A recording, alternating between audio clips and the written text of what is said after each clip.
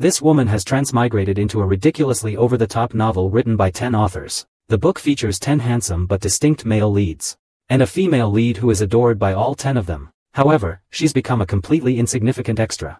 But that won't deter her, because she knows everything about this novel. She's already fantasizing about using her knowledge to live a life of unimaginable luxury in her past life. Unfortunately, fantasy is beautiful, but reality is cruel.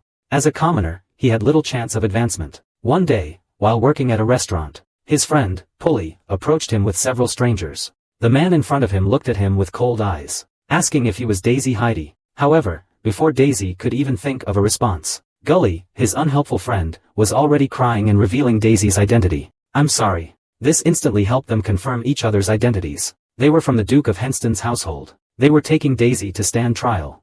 They forcibly carried Daisy away, roughly throwing him into a carriage, while Pulley, oblivious, was still asking Daisy to inquire whether the Duke's household needed more staff. Daisy decided to kill that good-for-nothing next time they met. In the novel, the Duke of Henston possesses perfect features, and holds a position of power over life and death. However, he never directly appears. This Duke is the father of the novel's heroine. Daisy was brought before the Duke, looking at the room, as magnificent as a palace. Daisy knelt down in fright. The Duke, looking down from above, asked Daisy about her basic information. After Ms. Daisy answered, he suddenly asked if she had ever worked at the St. Nosy restaurant near the docks. Ms. Daisy replied that she was working there now. However, the tyrannical Duke coldly said no. "Not anymore, because you've just been fired." Daisy, hearing this news, raised her head in shock. "But I saw the Duke's handsome appearance. A few drops of glistening liquid involuntarily flowed from the corner of my mouth. I involuntarily wiped it with my sleeve. I couldn't bear to blink." Then the Duke took out a necklace and threw it on the ground. "Do you recognize this? Your foolish friend sold it to a jewelry store. The shopkeeper worried it was stolen goods, so I reported him. You should know how serious a crime it is to buy stolen goods. I will not allow any rats to run wild in my shop." That kid said that the person who gave him this was you. Then he stood up and crushed the necklace under his foot. He demanded to know where I got the necklace.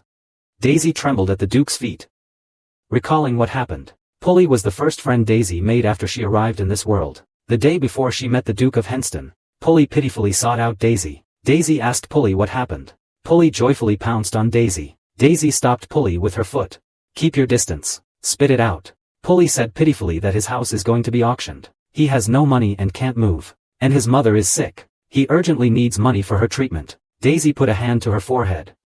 "I don't know where I can get the money for you. What's the point of telling me this?" Pulley kept complaining to Daisy, even bursting into tears. Daisy was worn down by Pulley and sighed, handing Pulley a small box. Inside was the necklace the Duke had thrown on the floor. Pulley happily wanted to hug Daisy, but she pushed him away with disgust. Daisy and Pulley solemnly instructed me, "We'll only help you this once. You and I, this kind of poor people, taking this kind of thing out will definitely be considered stolen goods. So, even if we take a little loss, we can't take it to a jewelry store to sell it." As a result, Pulley readily agreed. But then, he went to a jewelry store. After listening, the Duke said to Daisy that he wanted to buy a carriage for his girlfriend, in urgent need of money. This answer immediately made Daisy so angry she could laugh. The Duke indifferently said it was a trivial matter. However, he added that she should explain where the necklace came from. "I bought it at an auction with my own savings. I absolutely did not obtain it through any shady means." The Duke, doubtful about the auction, began to check the records. They discovered the necklace's owner had recently passed away. Only a small number of close friends and relatives knew about the auction handling the deceased's personal belongings. It's hard to believe that Daisy, a complete stranger, happened to attend and bought the necklace. It's unconvincing. Daisy secretly thought to herself, "There's nothing in this book that I don't know." But she couldn't say it aloud. The Duke was growing impatient. He wanted to send Daisy to trial. Daisy decided to go for broke. She would tell the Duke everything he knew. The Duke was very pleased with his performance. However, Daisy said something strange, leaving the Duke dumbfounded. Daisy had made a fatal decision, to make the Duke believe what she said. She revealed secrets that even the Duke himself had forgotten. He talked until sunset.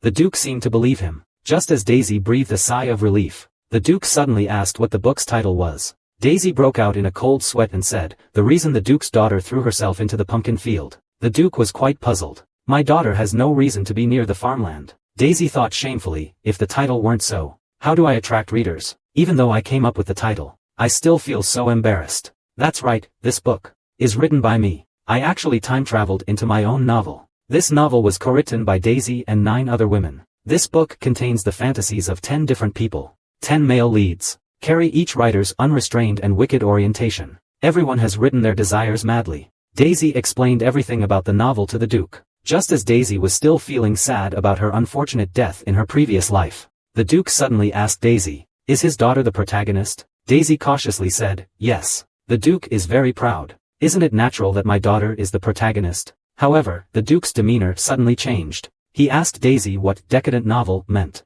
Daisy thought about the absurd plot in the novel featuring the Duke's daughter. Then, looking at the Duke's expectant face, she decided not to tell the truth. She reluctantly explained that decadent literature simply means something very tired and weak. The Duke's expression immediately turned serious. He said, "Then it's not something happy." Daisy hurriedly apologized. But the Duke became curious about who the male lead was. Daisy blankly asked the Duke, "Do you mean the male leads the young lady encountered?" The Duke picked up on the key detail. He asked coldly, "The male leads?" Daisy stammered, "There were 10 of them." The Duke stood up in surprise. He muttered about getting close to my daughter, and even making him a pathetic sacrificial lamb. The Duke's cold decision, to drive away all 10 male leads. Daisy looked at the cold Duke, and cautiously said, "These are things that will only happen much later. Or, why don't you use me? Let me protect the heroine. Since I'm the author, I can change the future." The Duke turned to Daisy and said, "You protect Violetta.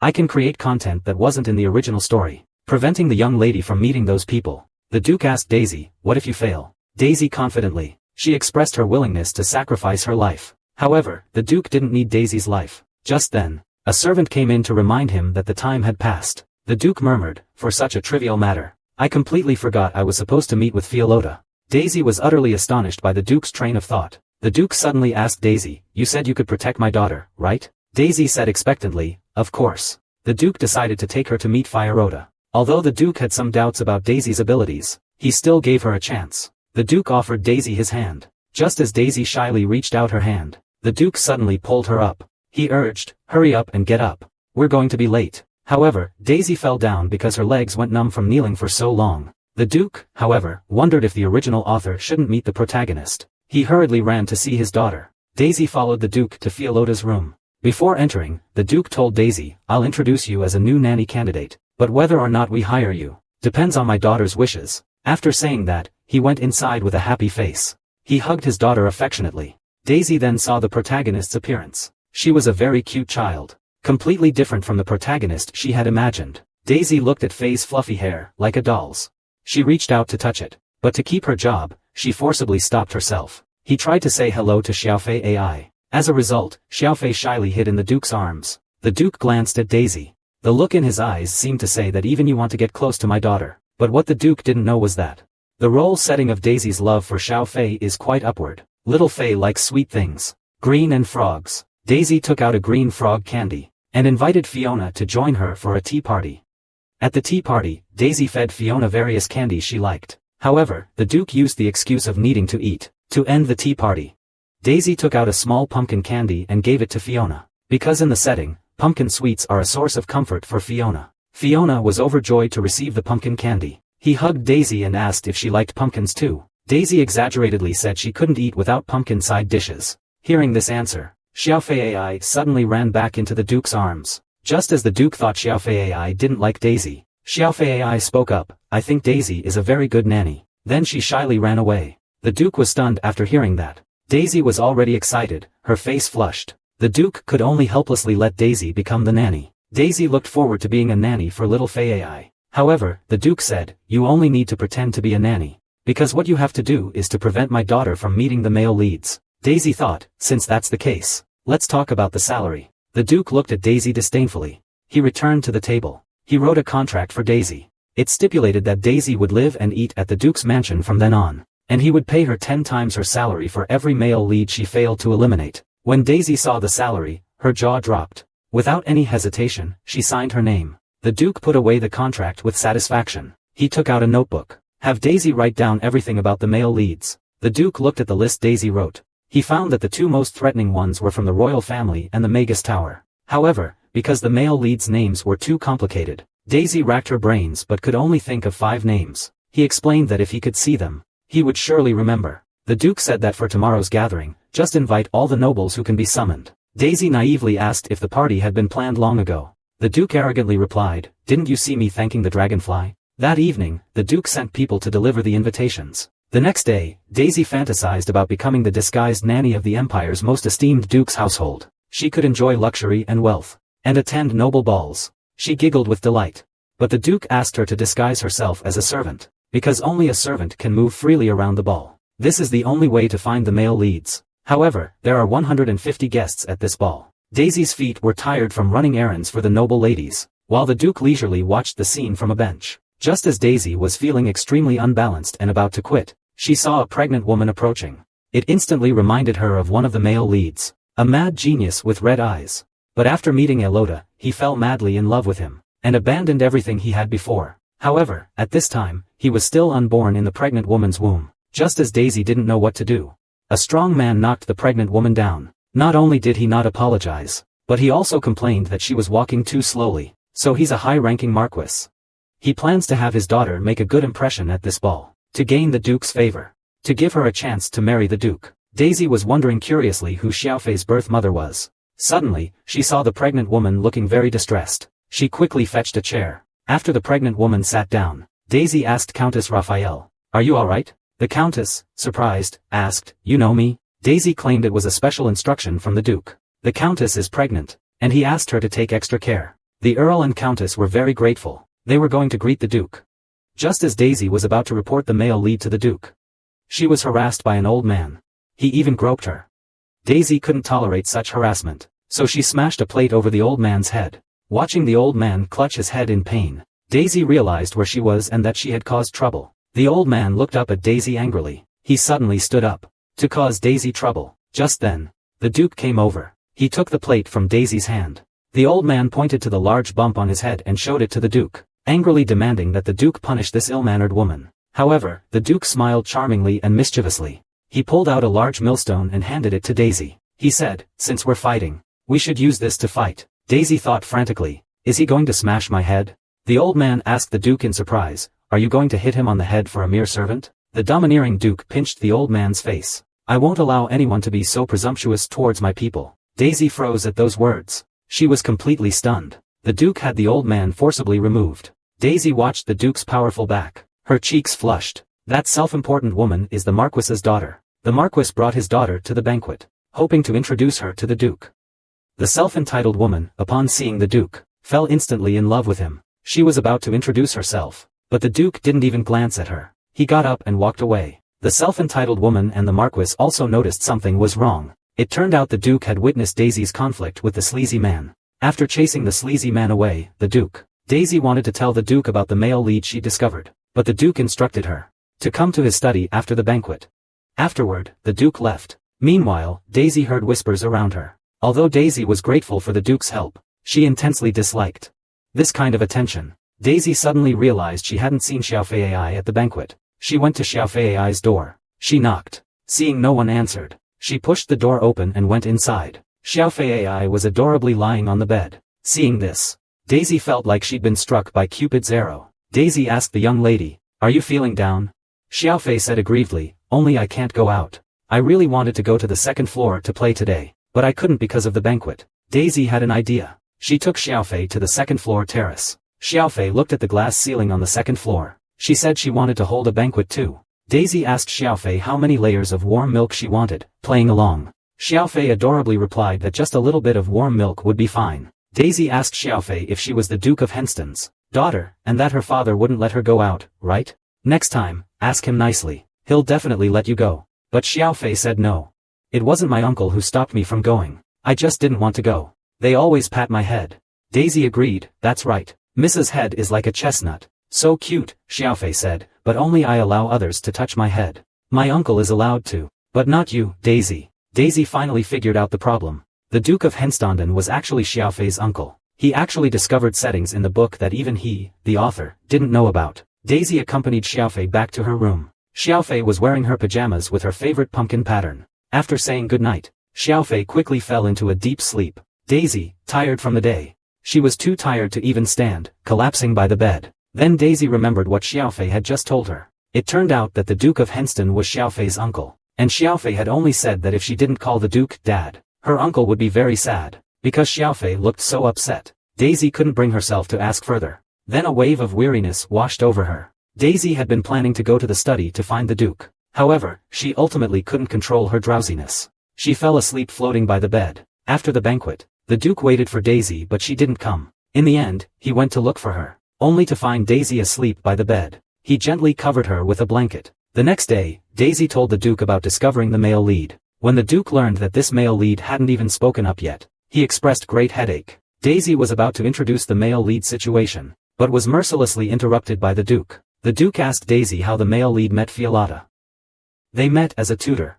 The Duke incredulously said that the eldest son of the Earl's family would actually be a tutor. Daisy explained that he needed to earn money for his studies abroad, because the Count of Raphael's family's future prospects weren't very good either. Daisy also sighed that he was captivated after meeting Miss Fiolata. With his parents' circumstances, he actually disregarded everything. So raising children definitely requires. Before she finished speaking, she saw the Duke looking at him coldly. Daisy hurriedly explained that he absolutely wasn't talking about Miss Fiolata. Daisy said that as long as the male lead didn't conduct the home tutoring sessions, they wouldn't run into Fiolata. The Duke coldly stated that he would make that decision. Then he dismissed Daisy. Daisy reached the door, suddenly remembering that Little Fi had told him the Duke was his uncle. Daisy went back and asked the Duke about it. The Duke was quite surprised that Daisy already knew. He then gave Daisy a thick stack of documents. They stated that Fiolata was the Duke's daughter.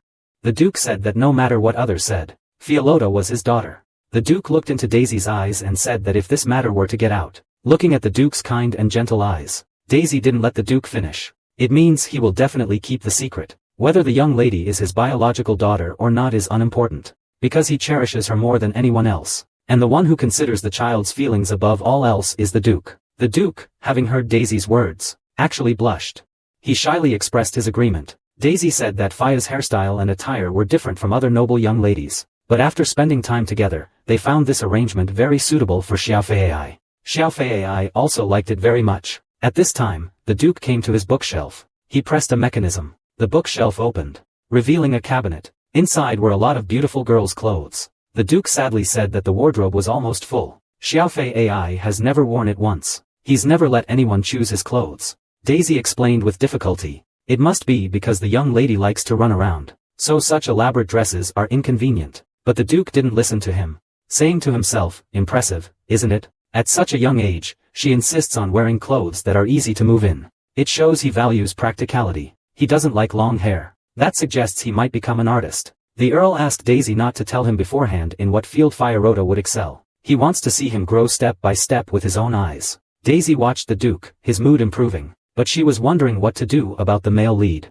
The Duke chattered on, introducing things to Daisy. Xiaofei's various outstanding qualities. Daisy wasn't allowed to leave until dawn. Daisy thought Xiaofei had classes all day, so she probably wouldn't need him. She fell into a deep sleep. Suddenly, Daisy was awakened by a commotion. Daisy thought the banquet was over, so there must be something else to do. She went out to ask other servants for news. The servant replied that they heard a count and countess were coming to see the Duke tonight. They were to be received with the highest etiquette. Daisy asked in surprise, is it the Count and Countess Raphael? The servant thought for a moment and said, I think so. Daisy thanked him and hurried to the dining room. She hadn't expected the Duke to act so quickly.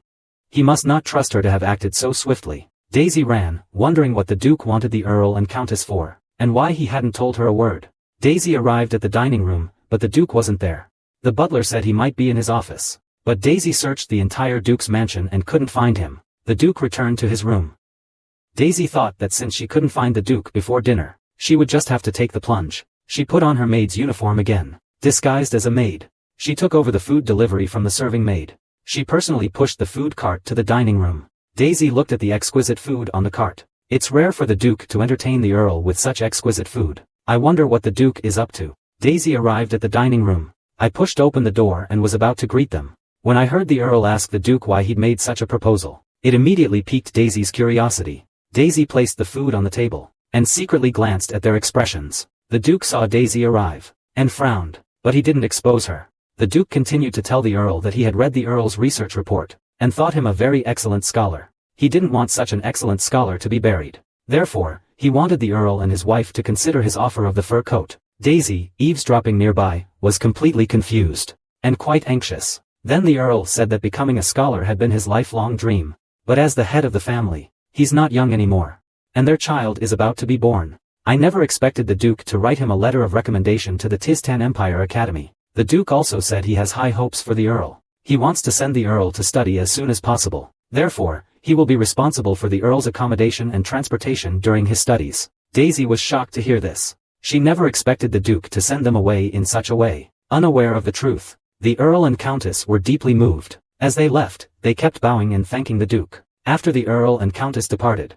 Daisy stopped the Duke, asking him if he sent the Earl abroad because of the male lead. But the male lead hadn't even been born yet. So what about the Raphael family? The Duke shrugged. Naturally, someone among the Earl's relatives will inherit the title. Besides, his son wants to study abroad eventually. I'm just sending him a few decades early. What's wrong with that? The next day, Daisy asked the Duke in surprise, "You emptied my house?" The Duke said casually, "Haven't received the things yet? They should have arrived yesterday." Daisy frantically thought about her retreat being cut off. It was his idea. "In case I was laid off, I could go back to working at the restaurant." The Duke said questioningly, "I remember you didn't have such good conditions to submit your work on time." Daisy weakly replied, "He was afraid that the Duke would drive me away one day." The Duke said disdainfully, "If I were to easily drive you away, I wouldn't have declared you as my person in front of so many people. And, don't you know such a big secret?"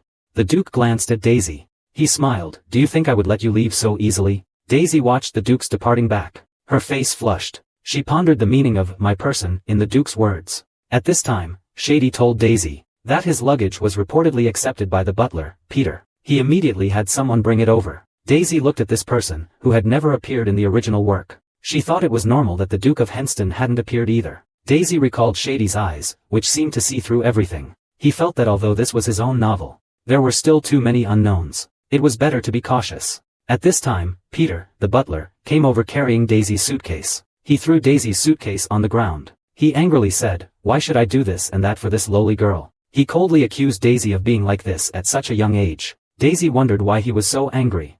She thought, couldn't I just tell him when I have the energy? She thought it was better to avoid trouble. Just as she was about to apologize, Xiaofei ran over to play with Daisy. Butler Peter greeted Xiaofei AI casually. However, Xiaofei AI was quite frightened. Sure enough, Butler Peter suddenly asked Xiaofei AI in a gloomy tone, "Was that running sound just now made by you, miss?" Xiaofei AI darted behind Daisy in fright. The butler continued to incessantly criticize Xiaofei AI's various shortcomings. He went through everything from her hairstyle and clothes. He even said that if she continued like this, she wouldn't be able to get married. It will affect the Henston family's style. Daisy listened to the butler's irrelevant words. She completely lost it. He angrily accused the butler of how he could talk to the young lady like that. The butler thought Daisy was a new servant. He didn't take him seriously at all. And he told Sophie that if she didn't become more composed, she would become an ignorant woman. Daisy, using the eloquence she'd honed over years of writing novels, retorted to the furious butler. The butler actually said that if it weren't for her being a young lady, but a young master, he wouldn't dare to be so ill-mannered. Daisy retorted, "You old geezer, you're nothing but a dog with no ivory in its mouth." The butler angrily asked, "What exactly are you here for?" He was furious at her audacity. Daisy replied, "I'm the new maid. What's wrong?" The butler completely disbelieved it, because he saw Daisy working at the banquet. At this time, Xiaofei weakly responded. This proved Daisy's identity as a nanny. Butler Peter was shocked to learn that Daisy was actually Xiaofei's nanny. He was quite flustered. He retorted sarcastically, "Someone like you is really the young lady's nanny?" Daisy thought that although this was a temporary identity, she still admitted it. The outwardly strong but inwardly weak butler said that if I find out you're lying, you'll be thrown out immediately. Daisy nonchalantly replied, "You can ask the Duke." The butler angrily said, "Do you think I won't?" Daisy, remembering what the butler had said to Sophie, angrily said to the butler, "Even if I am thrown out, I'll prepare your coffin before I leave. If you don't want to die here, then listen carefully. Don't ever say that useless nonsense to Miss Fay Loda again. And if you call her brat one more time, when I put you in that coffin, I'll break your legs first. And one last thing, get out of this room." Butler Lee trembled with anger. He turned and slunk away. Daisy was thinking that the old geezer hadn't even apologized as he left. Then she heard Xiaofei softly ask Daisy if she was angry. Daisy immediately said with a smile, "No, I'm not angry." Xiaofei said, "Grandpa Peter, every time you see me, you're like that. It's all because of me." Daisy took Xiaofei's outstretched hand. She comforted her, "There's nothing to be sorry about. Your father is a duke. Who dares to be casual with a young lady?" But Xiaofei choked back sobs. Everyone said almost the same thing to Grandpa Peter. They said the clothes I picked were ugly. His short hair is strange. If I ask Dad if this is true, they'll never come to the house again. Xiaofei hugged Daisy, continuing, "I won't tell Dad about what just happened. If I can't see Daisy anymore, I'll be really sad." Daisy thought of those who had left. Is everyone looking at Xiaofei AI with the same eyes as that old man? Daisy thought of the suffering Xiaofei AI had endured, and her nose felt sore. Thinking of this, Daisy picked up Xiaofei AI, and whispered in her ear, if this happens again, don't tell Dad. Tell me everything. If I tell Dad, everyone will be scared and won't come. But if I tell you, it's okay. Xiaofei AI looked at Daisy and said, if she told Daisy, they wouldn't leave, would they? Daisy held out her pinky finger and promised, I'll always be here. Xiaofei AI also held out her pinky finger. They linked them together. Xiaofei AI suddenly asked Daisy, will you pat my head? Daisy asked incredulously, what? Xiaofei said, because Daisy is amazing, and she's very kind to me, and we have a secret now. Now we're friends. Daisy watched Xiaofei, whose mood had improved, and finally got her wish to touch his adorable chestnut hair. In the fleeting moments, Daisy and Xiaofei have accumulated many friendships, and Xiaofei loves Daisy very, very much. Just then, because the Duke was unusually busy with investments, he entrusted Daisy with the important task of looking after Xiaofei. Suddenly one day, Xiaofei wanted to take Daisy to a place. Saying that, he grabbed Daisy and ran. Xiaofei AI took Daisy through a long corridor. At the end of the corridor was a strange and peculiar tree. Daisy looked at the strange and peculiar tree before her. She looked at its bumpy leaves, its dark trunk, and discovered that its roots were rotten. Xiaofei AI looked at the tree and said that the old gardener who worked here had told him, a long time ago, my mother planted this tree here. That's why she's always been here. Xiaofei picked a bunch of beautiful flowers and showed them to Daisy. Daisy said happily, because this place is important to you. That's why you brought me here. Right, Xiaofei said with a smile, I didn't even have to say anything. Daisy understands me so well. She then put a flower behind Daisy's ear. Looking at Daisy's beautiful face, like a fairy descending from heaven, Xiaofei AI's face turned red. He even cutely said his heart was beating fast. Daisy curiously asked why it was beating. Xiaofei AI shyly ran away. But at that moment, Xiaofei AI suddenly screamed. Daisy quickly ran over. Daisy saw Xiaofei AI cowering on the ground, trembling. A swarm of bees was charging towards them. Daisy scooped up Xiaofei AI and ran towards the castle. The bees relentlessly pursued them. During the run, Daisy held Xiaofei AI tightly in her arms. After escaping back to the castle, the Duke summoned a doctor. Thankfully, they weren't poisonous bees. Xiaofei AI was only stung twice. The Duke saw Xiaofei AI was unharmed, so he let the doctor leave. Daisy, draped in a cloak, was pale and livid, still blaming herself, thinking, should have held her tighter. No, I shouldn't have let her go to such a dangerous place to begin with. The Duke saw Daisy's trembling body. He frowned. He told Daisy to take off her cloak. Daisy resisted strongly. She didn't want to take off her cloak. The Duke kept moving closer to Daisy. He cornered her. Then, after striking a classic pose, he roughly tore off Daisy's cloak. The Duke was surprised to see Daisy's shoulders covered in broken packages. Daisy swayed and fainted into the Duke's arms. Daisy woke up again late at night. She opened her eyes and saw the Duke still in her room. The Duke took out an ointment. He sat on Daisy's bed. He carefully applied the ointment to Daisy. At the same time, he apologized to Daisy, saying, because of my child. It's all my fault you ended up like this. Daisy thought, no, it's not. It's all because of me that Xiaofei got hurt. Lost in thought, she drifted back to sleep. The Duke looked at the sleeping Daisy. He remembered what the doctor had said. It was a near miss.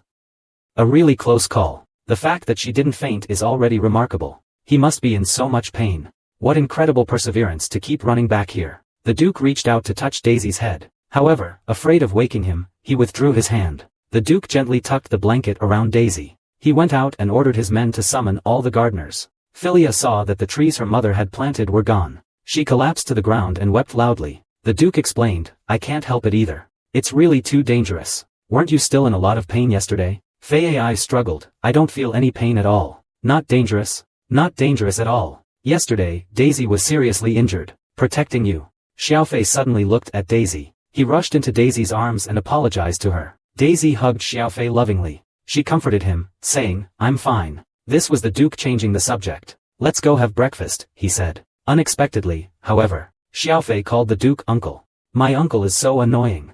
Then he stormed off. The Duke heard Fei AI call him uncle. His heart stopped. A feeling of heartbreak immediately welled up. Daisy followed Fei AI back to the room, and saw him bury himself under the covers. He ignored his favorite round cookies. Xiaofei AI said sadly, that was a tree he loved very much. But she recalled, Xiaofei AI truly cherished that tree very, very much. But he never imagined that overnight, the Duke had that tree removed. Xiaofei came and hugged Daisy. She said, now I only have Daisy. Maybe Daisy and I will have to move out from here. Listening to Xiaofei's words, Daisy felt things were becoming increasingly complicated. The next day, Daisy went to the study to report to the Duke. The Duke said, "He keeps calling me uncle. He doesn't know that Xiaofei already knows about the tree." No wonder Xiaofei cried so hard. For the rest of the day, no matter how hard the Duke tried to appease Xiaofei, she didn't even look at the Duke of Henston. Finally, the Duke couldn't take it anymore, and picked Xiaofei up onto his lap, sincerely apologizing to her. "Because I can't let Phi Lota and Daisy the nanny get hurt anymore. For Dad.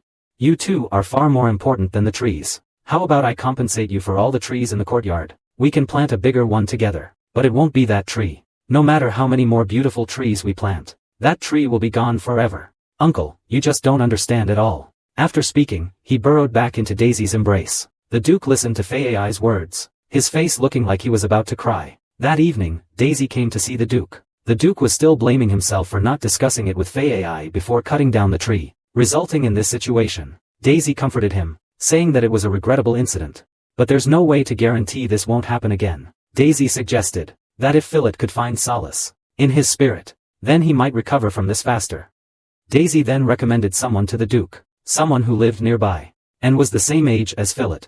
It's the female supporting character in this novel. If Xiaofei Ai could play with friends his own age, it would be easier for him to process his longing for his mother. And in the original story, she's the only person Xiaofei Ai is willing to get close to, although ultimately, he couldn't. The Duke asked blankly why. Daisy continued to explain that it was because there was a male lead who wanted to monopolize Phi Lota and thus isolated him, because he was too persistent. "I've been driving a wedge between them, so if we make them friends now, even the problem with the male lead will be solved." Daisy's heart leaped with excitement. But the Duke frowned and asked, "Hasn't Phi Lota had any friends even after growing up? Even if we find him friends as you say, but if he still can't get close to them this time, it will only make him sadder. What should we do?"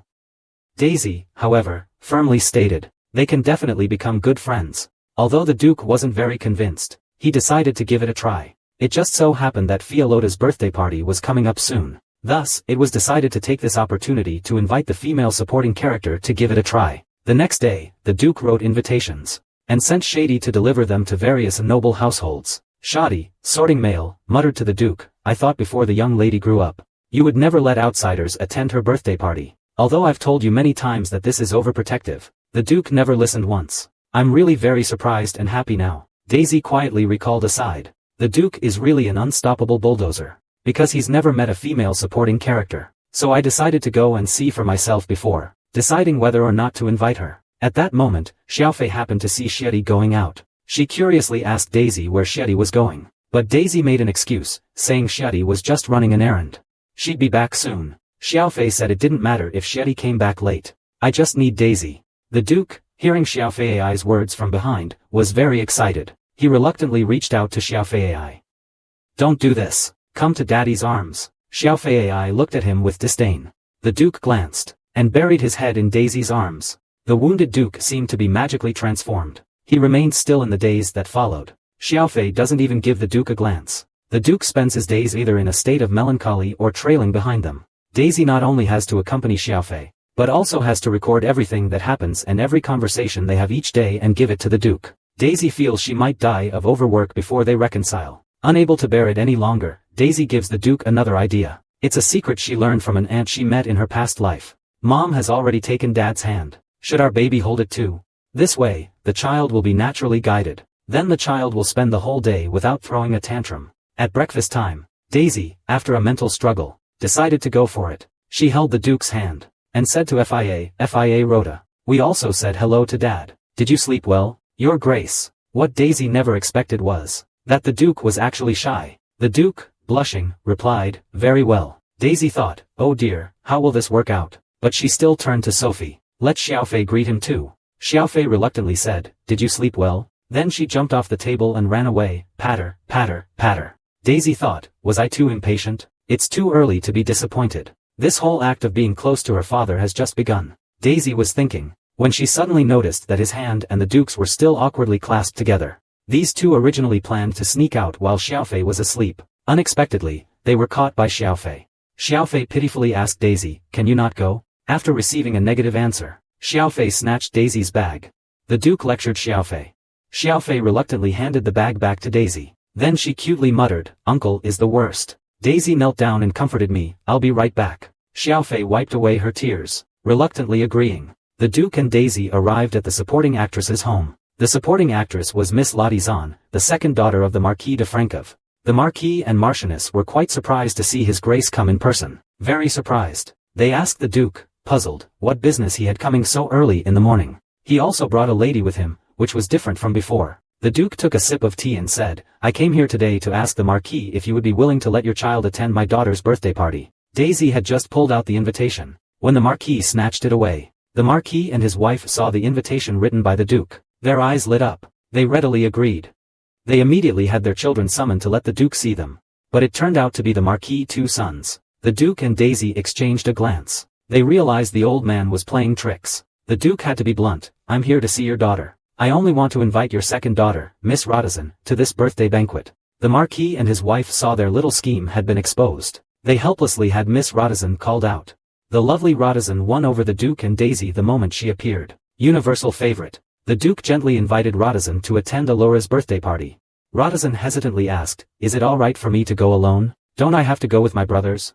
Daisy assured him, my friends will give you a very warm welcome. You'll get to know them quickly. And there's lots of delicious food and fun things to do. Saying this, she extended her pinky finger to Radisson. Radisson also held out her pinky finger in agreement. The Duke and Daisy returned to the Duke's mansion. Xiaofei happily jumped into Daisy's arms, saying that Daisy really wouldn't lie. This is a reward for keeping your promise. Saying this, he started kissing Daisy's face repeatedly. The Duke watched enviously from behind. Daisy sensed the Duke's strangeness. Let Xiaofei AI kiss Daddy too. Xiaofei AI said questioningly, Daddy has Daisy around lately, doesn't he? Daisy can kiss him. Daisy and the Duke listened to Xiaofei AI's words. Their faces were blank. Xiaofei AI looked at their expressions. She asked Daisy questioningly, what's wrong with you? Aren't you going to kiss? Daisy and the Duke exchanged a glance. They saw the eager look in little Fei AI's eyes. To avoid disappointing him, Daisy told herself not to be nervous. It's just a performance. She slowly leaned towards the Duke's cheek. She kissed him without any emotion. But instead, a pop sound was heard. It made both of them blush. Hearing that a friend was coming, Faya was very happy. Excitedly, she asked who was coming. The Duke replied that Miss Radisson from the Marquis de Francev's family, who lives over in the town, would be coming. I hear she's the same age as our Faya Latte. Daisy assisted Tiana beside her. Will any friends be coming? That's wonderful. The Duke continued, looking at it this way. This is the first time you've celebrated your birthday with friends, isn't it? Xiaofei's eyes shone with excitement. But she suddenly hesitated. She didn't know what to play with them. Daisy comforted her, whatever you play, you'll all quiet down very quickly. Miss Radisson was specially invited by Papa. He wanted to give Fialota beautiful memories. The Duke invited the most famous pastry chef to make the cake. He'll also make Faya lots of pumpkin pants and pumpkin kings. Faya was overjoyed inside, but she pretended to be indifferent, saying, I'll think about it. This is Shady informing the Duke that it's time to go to the office. After standing up, the Duke turned back and asked Daisy to take good care of Faya. I was about to leave, but didn't go. It turned out that Xiaofei was clinging to the Duke's leg. The Duke questioningly asked what to do with Feiruata. Xiaofei clearly didn't want the Duke to leave, but she made an excuse, saying she confused him with Daisy. The Duke, helpless, was about to leave when Xiaofei tugged at Daisy. As Daisy bent down, Xiaofei gave Daisy a hug, and asked Daisy to give this to Dad. Daisy nervously said that Xiaofei made this herself. Would Dad be happier? But Daisy was ultimately no match for Xiaofei's cute offensive. She went to the Duke and said, this is from your daughter. She asked me to give this to you and tell you she hopes you'll return home soon. Daisy stood before the Duke, looking silly. Hesitantly, she delayed taking action. But the Duke took the initiative and embraced Daisy, saying, this will do. I just feel like you're the only one trying. You can refuse things you don't want to do. But Daisy, as if short-circuiting, said, that's not what I meant. It's not that I don't want to. After hearing Daisy's words, everyone was stunned. Only Xiaofei AI showed a triumphant smile. Daisy, shot to death that night, lay collapsed on the bed, wondering why she couldn't control her mouth. Xiaofei AI happily asked Daisy if she had a lot of fun today, too, Daisy. Daisy looked at the happy Xiaofei AI, and said to her, can you please stop deliberately making Dad sad now? Xiaofi asked her father with incomprehension, are you sad, Papa? Do you hate me now, Papa? How could I? Papa loves Fei very much. Elota will love you very much too. Xiaofi mumbled softly, no, it won't do. Then she suddenly sat up. She asked Daisy to accompany her to the Duke's room to say goodnight. Seeing their relationship finally ease, Daisy excitedly felt her plan had finally paid off. She arrived at the Duke's room. Philia ran towards the Duke with open arms. She jumped right into his embrace. After apologizing to each other, father and daughter were finally reconciled. The Duke happily said, "Tonight, Daddy will put you to bed." But Philia said innocently, as a reconciliation gift, "Let's all three sleep together tonight." Daisy, touched by this, was so surprised her eyes almost popped out. The three of them squeezed onto the small bed. Daisy and the Duke were incredibly awkward. Xiaofei, however, was overjoyed, hugging her pumpkin doll. Daisy thought the Duke was just like her. He had no resistance to Xiaofei's tears. He agreed to her absurd request. Xiaofei, however, wasn't satisfied. She asked her father why he was looking at the wall and wouldn't turn around. Then she started to cry, whimpering. She said it was their first time sleeping together. The Duke, unable to help it, turned around. Xiaofei was happy. She wanted to chat with them both. The Duke reached out, his hand passing over Daisy's body, teasing little Fei Ai. Daisy's nervous heart pounded. Finally, Fei Ai couldn't fight off sleep and drifted off. Daisy couldn't contain herself. She curiously asked the Duke, "Who is Fei Ai's mother?" She regretted it as soon as she asked. The Duke slowly said, "Fei Ai Rhoda is my sister's daughter. My parents passed away a long time ago. Only the two of us can rely on each other. We have a 7-year age gap. My older sister took over as head of the family when she was 20. At that time, I strongly resisted my sister trying to take on the role of our parents. We're both very stubborn. She worried so much. I owe my sister so much, a debt I can never repay. Even though it can never be repaid now." Daisy listened to the Duke's words, feeling his apology and endless longing for her sister. That's why he dotes on Fiolata so much. I originally thought that Fiolata and I could solve anything together. But after meeting you, I feel like those were just my illusions. Daisy listened to the Duke's affirmation, overwhelmed with excitement. Hastily changing the subject to the child, pretending he's already asleep. "You're not feeling well, are you? I'll get up right away. What if we wake him up?" The Duke embraced Daisy. Daisy felt his heartbeat against her back. Her face flushed red. He secretly thought, if he turned around now, would the Duke have his usual cold and distant expression, or would he be the same as me? But just then, a series of poof, poof, poof sounds disrupted the harmony, completely shattering Daisy's fantasy. Daisy awkwardly explained, "It wasn't me. It was the child who did it." The next evening, Shadi looked at the weary couple, and asked if they felt unwell. They both explained together that they were just tired. Shadi said, "I know what's wrong with you. It must be parental fatigue syndrome." The Duke stretched.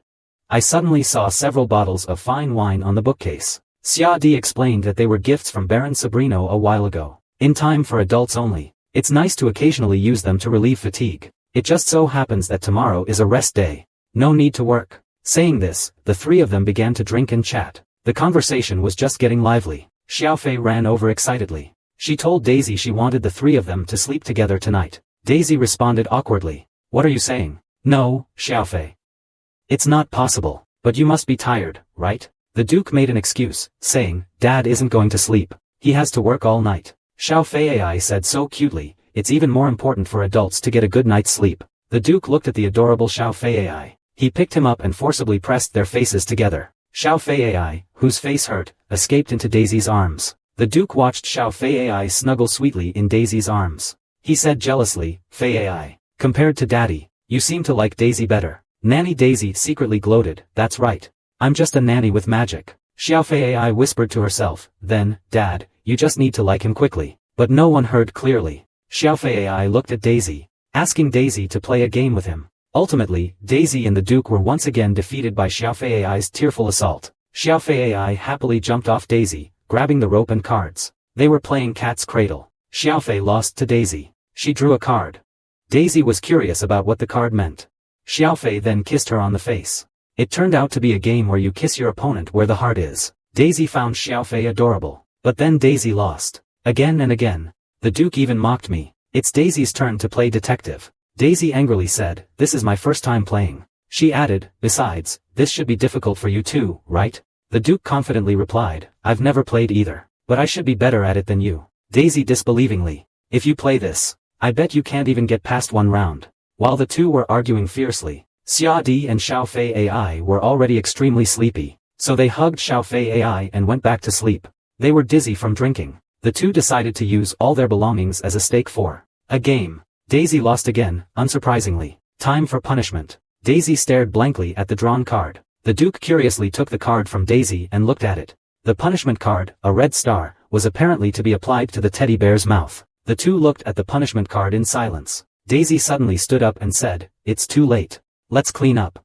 As a result of drinking too much, I lost my balance. I fell directly onto the Duke. The Duke looked at Daisy's blushing face. He said playfully, "I see you're trying to avoid punishment. But your legs are shaking too much." This sentence reminded Daisy of Xiaofei's provocation and the Duke's mockery. Thinking that she was a person of her word, she cupped the Duke's cheeks. A night passed. While everyone was eating breakfast together, Shadi politely asked Daisy and the Duke what time they went to bed. Hearing Shadi's question, Daisy dropped her knife and fork in alarm. She stammered, thinking to herself, "I'm full. I'm leaving." After saying that, he disappeared in a flash. Xiaofei AI looked at the untouched breakfast, quite puzzled. From then on, Daisy would flee as fast as she could whenever she saw the Duke, as if she had seen a ghost, leaving the Duke feeling quite helpless. To make matters worse, the Duke received a letter from the doctor. He recently formulated an insect-repelling aromatic oil. "If you need some lately, you can bring it over." The Duke pondered silently. Because this is a doctor who is difficult to hire, so he needs to reply after hearing Daisy's opinion. But Daisy didn't give him a chance to speak. The Duke watched Daisy from afar. His heart beat a little faster. "I thought Daisy was a staff member my daughter liked very much. I did this out of concern for her personal safety." The Duke walked up to Daisy. Daisy was so nervous she didn't dare look at the Duke. The Duke was quite puzzled by Daisy's nervous expression. He had just said, "Actually, yesterday's results." Daisy didn't wait for the Duke to finish. And with a whoosh, he was gone, leaving the Duke utterly bewildered. The Duke searched everywhere for Daisy. He finally cornered her in a storage room. Daisy was terrified, like a little rabbit. The Duke, like a predator, asked, "Are you busy right now?" Daisy looked small, pitiful, and helpless. "I'm going to find Shady. I'm lost." The Duke said charmingly, "Shadi should be preparing to go out. I sent him." Daisy thought, "It's over." The Duke is approaching Daisy. He whispered, "I'm sorry." Daisy nervously replied, "Can we talk about this later? I need some time right now." The Duke thought he should reply to the doctor today. The weather was getting warmer. The bees and insects were increasing. So he said, "I must say this now, because this can't happen again." Daisy, however, thought the Duke was referring to last night. So she said, "I swear on my name, that this will never happen again." The Duke frowned, wondering what foolish thing to say. "Betting on my own name won't prevent it from happening again, will it?" He continued to persuade, "This kind of accident is very likely to happen again.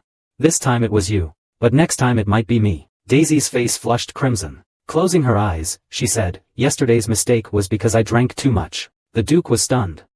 He realized they weren't talking about the same thing at all. Daisy continued, "I'm so sorry. It was my fault for kissing you." Then she ran off again. The Duke, who had amnesia due to intoxication, finally remembered the absurdity of last night, his heart pounding. Her face flushed red. Then she suddenly realized. She shouted towards the direction Daisy ran off to, "I was talking about the bees." Because Xiaofei's birthday party was about to be held, the Duke and Daisy, along with others, took a carriage to purchase supplies for the party. The Duke and Daisy were sitting facing each other, neither daring to look at the other. Just as Daisy was about to awkwardly jump out of the carriage, Xiaofei proactively started a conversation with Daisy, easing the awkward atmosphere in the carriage. The carriage stopped in front of a shop.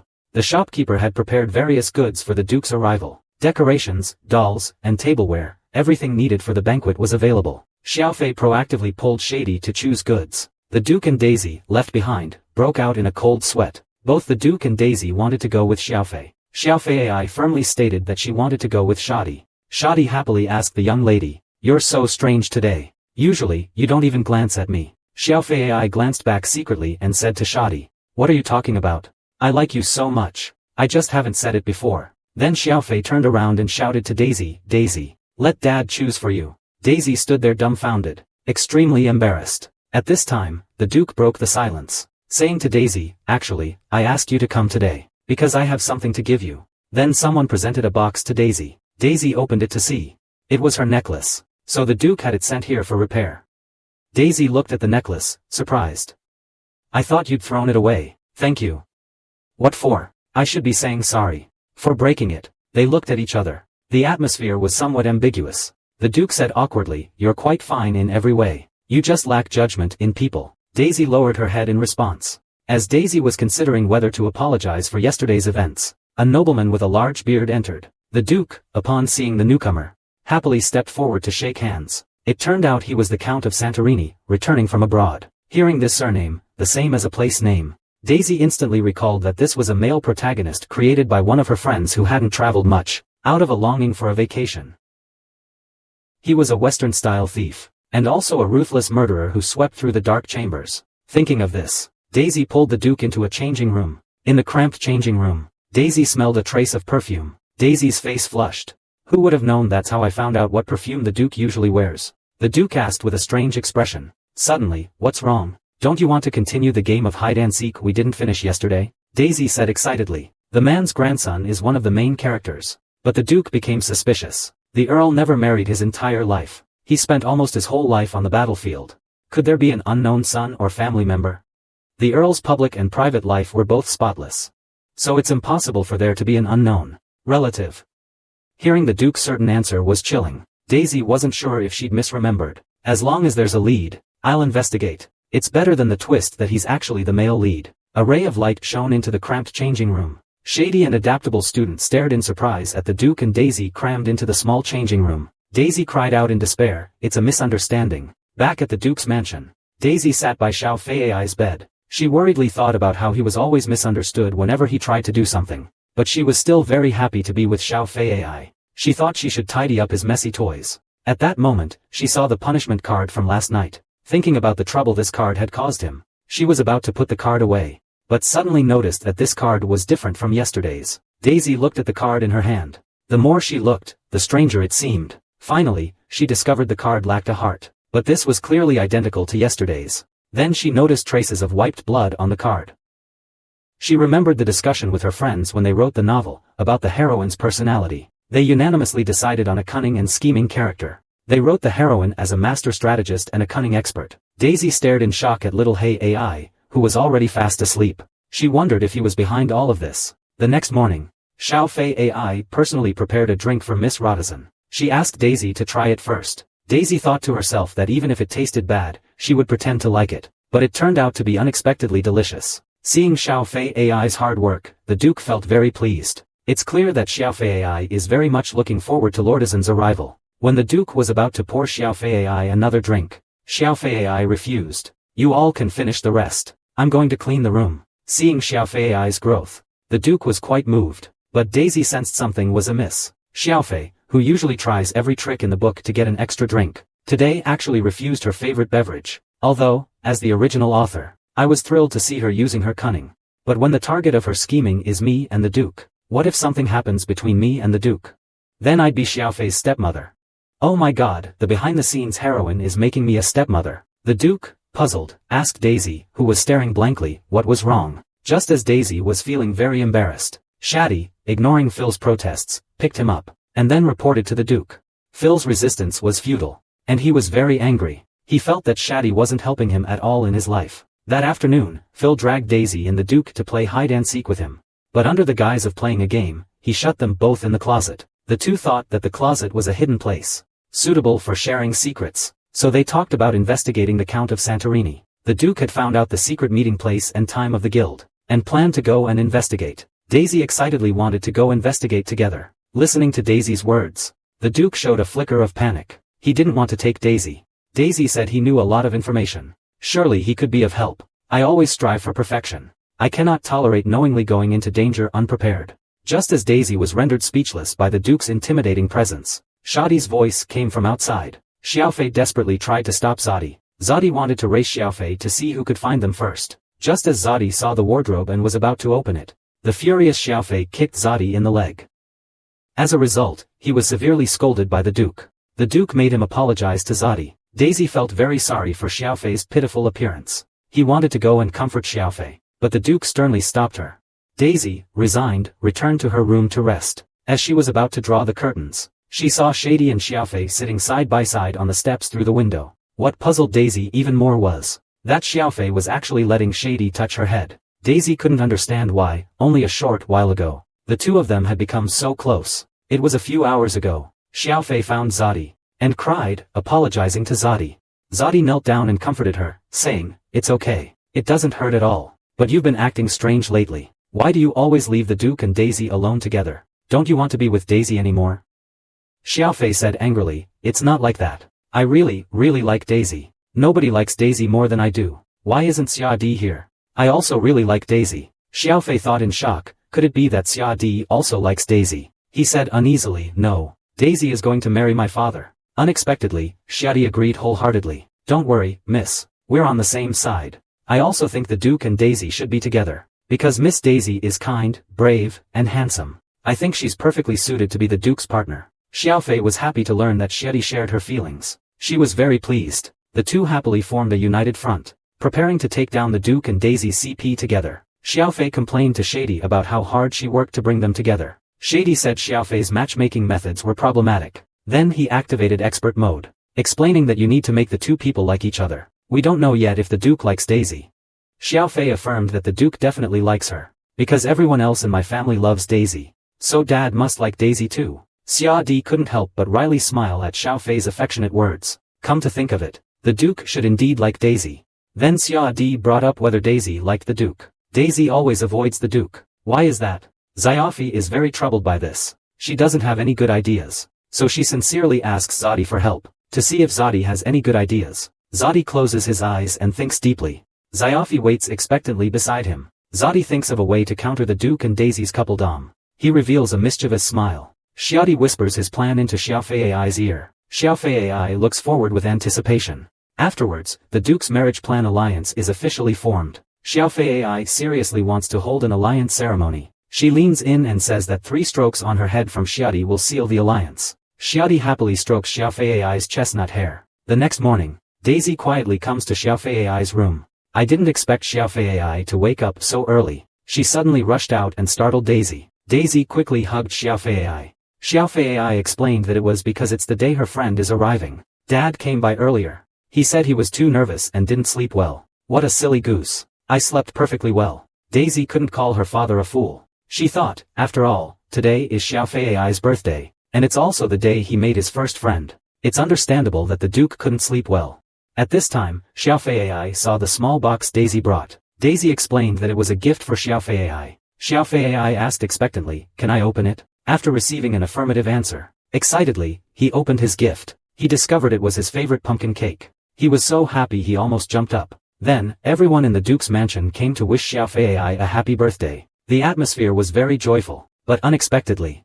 The Earl and Countess actually came to the Duke's mansion with Miss Rodizon. They wanted to participate in Xiaofei AI's birthday banquet. The Duke and Daisy were quite surprised by the two of them. The two were saying some inappropriate things. They also blocked Miss Rodizon. They completely ruined the atmosphere of the banquet. Xiaofei was so heartbroken she was about to cry. Daisy was very angry at their self-will. Clearly, only Miss Rodizon was invited. But the two of them followed regardless of etiquette. The Duke bluntly asked the Marquis, did you bring the invitation? The invitation only lists Miss Rodizon's name. He sarcastically added, it's very impolite to show up uninvited.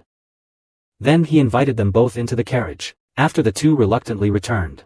Rodizon was not as restrained as before. She proactively greeted Xiaofei AI. Xiaofei AI shyly couldn't speak. Others were surprised to see Xiaofei AI blushing. They felt quite unexpected. At this time, Rodizon's servant reminded him that he could take out the prepared gift. Rodizon, having reacted, took out his prepared gift. He said and handed it to Xiaofei AI. Xiaofei AI held the gift box, unsure what to do. Daisy reminded her that she should say thank you at this time. Xiaofei AI then realized she should express her gratitude. The Duke lifted both of them into his arms, ready to begin the joyous birthday feast. Since the Duke's mansion's gate was a long way from the main building, the Duke carried Fei AI and Rodi towards the main building. Daisy watched the two children, thinking of the original story's ending where they were cold towards each other because of a male lead. That shouldn't happen now, should it? The two of them will definitely be different from the original story, becoming inseparable friends. Daisy and the Duke secretly watched the inside from behind the door. They saw Fei AI making a drink for Rodi. The two were whispering. Just as Daisy and the Duke were about to listen carefully, Fei AI heard some noises. The two hurriedly hid back in the storeroom. Fei AI came out to look around. They returned after finding nothing. Daisy and the Duke entered the cramped room again. The Duke suddenly mentioned that Countess Raphael seemed to have given birth yesterday, a boy with red eyes. After the child's incident, the Count seemed to have devoted himself even more to his studies. Daisy was very pleased to hear this. Speaking of which, when you entertained the Count and Countess, I thought something big was going to happen. The Duke asked, puzzled, were you afraid I'd do something bad? Daisy said haughtily, how could I possibly think that? The Duke said with a smile, I thought we were very much in sync. Daisy looked at the Duke's smile, her heart pounding. The Duke said, I didn't know you were worried back then. Next time, I'll definitely tell you beforehand. As the atmosphere in the cramped space gradually warmed, Xiaofei AI suddenly pushed open the door. bumping Daisy's head and giving her a large bump. Xiaofei Ai angrily said, "It's all because you hindered me. So you received punishment. You're all adults. How can you be so disobedient?" After saying this, she dragged Roti to the mirror room to play. Everyone in the manor was dressed up. They carefully decorated the mirror room. They did their best for Xiaofei's birthday party. Xiaofei pushed open the door. The room was full of various pumpkin decorations. It looked exactly like a pumpkin kingdom. Just as Daisy was marveling at the abundance of pumpkins, she suddenly discovered something incredible. There's a large object behind the Duke. It's covered with a white cloth. Curious, Xiaofei ran over to ask the Duke what was inside. "This is a gift for you." Saying this, he lifted the white cloth. Inside was an exquisitely crafted fountain. Xiaofei and Roti excitedly ran over. The water in the fountain looked very inviting. They plunged their heads in and started drinking. Daisy was startled and quickly pulled them up, only to discover they weren't drinking water, but delicious pumpkin juice. Daisy thought, what a waste in that wicked old society. In my past life, I only ever saw a three-tiered chocolate waterfall. However, the Duke originally wanted to make a large fountain in the courtyard's artificial lake, but thought it wasn't very hygienic and abandoned the idea. The Duke and Shady admired their masterpiece. They decided to keep it in Pip's room from now on, so he would always have his favorite drinks. Pip was happily climbing around the fountain with Lottie. He was very happy. Then the chef came with a pumpkin cake. Everyone sang happy birthday to Pip. Daisy had never seen Pip so happy. Such happiness. By the evening, the birthday party was over. Xiaofei and Lottie reluctantly parted at the gate. They even hugged and cried together. They promised to play together again in the future. The Duke and Daisy watched them with great relief. After Daisy and the Duke put Xiaofei to sleep, Daisy was still very nervous, because the day of the secret meeting is approaching. Daisy was thinking about attending the secret meeting of the mysterious guild, and she felt very nervous. While she was constantly trying to encourage herself, the Duke walked in. He was wearing a black shirt, and he draped the black cloak in his hand over Daisy. He instructed her not to leave his side no matter what happened. Listening to his sincere words, Daisy's heart melted, but she still stubbornly said, "Don't worry about me. I promise I'll be more helpful than ever." He was full of confidence at that moment, because this male protagonist was created by a mathematician friend who was also his teacher. He incorporated the male lead's favorite foods, songs, and desired places. Knowing these clues, finding him would certainly be easier than relying on vague names or appearances. Then the two of them got into the carriage together. Daisy was full of confidence about this trip. After arriving at the secret meeting location, she discovered it was actually a tavern. Daisy found the place quite familiar. She had been there once before. She thought it would be a basement or an abandoned warehouse. Instead, it was such a lively place. Daisy noticed that the guests here were quite ordinary, but the Duke's elegant demeanor radiated constantly. At that moment, a tall figure brought over 2 beers. Daisy looked back. She was surprised to find it was the Duke's captain of the guard. The Duke told Daisy to calm down. "It's all basic procedure." Daisy secretly observed her surroundings. The people drinking around here in 2s and 3s are actually all servants of the Duke of Henston. Daisy was so shocked she froze. Daisy remembered what the Duke had told her, that he pursued perfection. He must have done this for her safety. The more she thought about it, the more shy she became. Her heart kept pounding. Then they noticed that a group of people had quietly left a table some time ago. The Duke and Daisy exchanged a glance. I think their disappearance wasn't just a coincidence. They must have left through a secret passage. Daisy happened to know there's a staircase leading to the underground in this tavern. It's the perfect place for a dark and secret meeting. The Duke asked, curiously, how she knew. Daisy went back to when Pulley fell down drunk from there. The Duke asked again, who Pulley was. Daisy sighed, "That idiot who bought my necklace." The Duke finally remembered the person. He murmured softly, "I didn't even know you two had been to a place like this." Daisy was startled. Could he have misunderstood something? She hurriedly explained, "I came here for a dinner gathering with my colleagues from the restaurant." Just then, the Duke saw someone walking towards the stairs. The Duke and Daisy quickly rose and prepared to follow. The Duke instructed Daisy to stay close to him. They slowly walked downstairs. They discovered a noisy conversation coming from behind a door. The Duke told Daisy to be careful. He went to investigate first. At some point, their hands had unknowingly found each other. They peeked through the door to secretly check the situation inside the room. They could only see that the president was a person wearing a red cloak. Due to the obstruction, they couldn't see his face clearly. At this time, the president took out a photo and instructed his subordinate to do some unpleasant things. The subordinate was about to refuse, when the president immediately revealed a sinister smile. Scared, the subordinate hurriedly agreed. Daisy heard the guild's announcement of the next meeting's location inside the house, Maldives, something. Daisy immediately thought it must be the Maldives. This guild must be connected to Santorini's male lead. She then heard a subordinate inside ask the chairman, "Is the sun's fever any better?" The chairman replied, he's better. She casually took off her cloak. It was a woman with a blue ponytail. Daisy watched the man throw a knife. It whizzed and hit a rat. She thought the protagonist's mother was a terrifying person. The Duke felt they had gathered enough information. He took Daisy and quickly left. Just after they went upstairs, they found themselves surrounded. Who are you? How do we get out from down there? Daisy was very nervous at this sight. Aren't they all ordinary guests? The burly man who turned around shouted arrogantly. Has your tongue glued to the roof of your mouth? Why don't you answer? The Duke was very displeased with this rude fellow. Get out of the way. The burly man couldn't believe his ears. What Duke exudes such a terrifying aura? Must I say it twice? I told you to move. The surrounding underlings cowered slightly, but the hulking brute, oblivious to danger, slammed his fist on the table. Some people just won't listen when you speak nicely to them. I don't think you're an ordinary guest. Show your face. I advise you to take off your cloaks, before I tear your faces off. Unexpectedly, the Duke agreed. He gently lifted the hood from his head, revealing a face that shouldn't have been here. He gently lifted the hood from his head, revealing a face that shouldn't have been here. I've gone mad. The strong man slammed the table hard.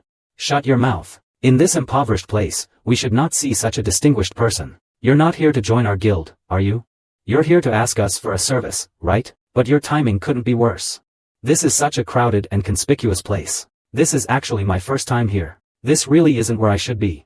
This isn't a place for delicate greenhouse flowers. Otherwise, things will be bad for Pontypridd tomorrow. The whole country will be in chaos. The noble Duke of Henston and his hidden mistress are looking for thugs in a back alley. This cliché is about to become common knowledge. Saying this, he grabbed Daisy's shoulder and looked towards the Duke. Anyway, Duke, you're so rich. You could buy our silence. There should be some left over, right? The Duke saw how rudely he treated Daisy. The lapis lazuli hat. If I were here on private matters, I suppose so. But today, I'm here on official business. Take your hand off me now. That's the only way I'll let you live. The strong man was furious. He turned to his men. Are you just going to stand there and watch? Shouldn't you teach this nobleman a lesson? But the others were already intimidated by the Duke's fierce glare. They hesitated, afraid to approach. The Duke mocked him. You've even lost your last chance. Even your companions have abandoned you. Enraged, the strong man tried to attack the Duke. But a loud clang came from the doorway. A large number of Pontypridd knights burst in. Their leader is among them. Don't let a single one escape. Arrest them all. The Duke escorted Daisy out. People on the street watched the Duke and the hooded Daisy. They whispered amongst themselves. I think I've seen him somewhere before. My God, isn't that the Duke? Your Grace, why are you here? Daisy thought fearfully, though the Duke was used to this kind of scene. I wasn't. The surrounding sounds constantly reached Daisy's ears. But who is that next to him? Holding him so gently. Could it be His Grace, the Duke? Finally, Daisy, under the intense gaze of those around her, made her way to the carriage with difficulty. Once in the carriage, Daisy finally breathed a sigh of relief. The Duke softly asked Daisy if she was scared. It took some time to get the knights guarding the area to infiltrate the city. It took a while. Anyway, it's all right. It was a precaution. I thought I already understood the extent of the Duke's power. I was so wrong. The Duke looked at Daisy, who was still trembling. That's why I said I wanted to do it myself. It's all right. I never imagined the knights would come. So I mean, I didn't expect you to go to such lengths. Didn't I tell you? I can't tolerate knowing about the danger and doing nothing. Did you even foresee that situation? No, after all, I'm not a prophet. But I did consider the worst-case scenario. What the Duke wanted to prevent. All the dangers that befell me. If I hadn't been involved, it wouldn't have been activated. Pontypridd. The knights are like this now. I can't pretend I don't know anything anymore. I'm being treated specially by the Duke. Daisy was about to speak, but the Duke beat her to it. There's something else I need to tell you. I was thinking, maybe it's better if I don't tell you, but I still think I should correct it. The Duke hesitated for a moment. His face reddening, said, I'm talking about the bees. Looking at Daisy's bewildered face, the Duke covered his face and continued, it was the day in the wine cellar. That morning, I wasn't quite myself. I don't know what happened the night before. I can't remember. That's why I acted like that. Daisy was quite shocked. Goodness, he actually didn't remember. No wonder I thought he was acting strangely then. He kept asking you about the previous day, and I said it was you this time. Next time, it might be my words. Anyway, everything I said was about bees. I'm sorry for the misunderstanding. After the Duke finished speaking, both of their faces were flushed. We can fry eggs. Daisy broke the awkward silence. No, oh dear. You don't have to say anything. I don't want to be shameless. Especially to you. We have a lot more to do together in the future. It'll be troublesome if things get awkward. Ah, so that's why. I understand. Daisy listened to the Duke's words. Somewhat misunderstanding. Sure enough, he's not my type. Although I've dated before, even living to this age. But I'm not very experienced with kissing. Wouldn't the Duke be embarrassed? Then again, he must have interacted with many noble ladies. The Duke is young, handsome, and has both wealth and power. I'm inexplicably feeling a little sour. I'm truly very sorry. I was so materialistic towards you. Please just forget it all. Daisy never expected that the Duke would blush like that. Why forget? It was my first time. I've been too busy looking after the children lately. There's simply no such time. Is that so strange? That's because your Grace is a wealthy and powerful handsome Duke. Wouldn't it be stranger if there wasn't? Isn't that right, my lovely chestnut? When I was younger, perhaps I wouldn't have looked at those noble ladies either. Daisy suddenly thought of Fei's dark and scheming nature. Could this be Chestnut's scheme as well? Xiaodi and Xiaofei are glad to see the Duke and Daisy return. Xiaofei was just about to go find Daisy, but Xiaodi stopped her. What are you doing? Xiaodi, put me down. Miss, look quickly. The Duke is helping Daisy get off the carriage. Their manner is very intimate. Xiaodi and Xiaofei AI watched excitedly for a while, but suddenly, the sound of servants going to greet the Duke came from inside the mansion. Xiaodi, holding Xiaofei AI, said, let's plan this. Aren't we comrades? You'll be with me, right? Of course, we're comrades. Xiaodi, holding Xiaofei AI, turned towards the servants who were about to leave. Stop them. Okay?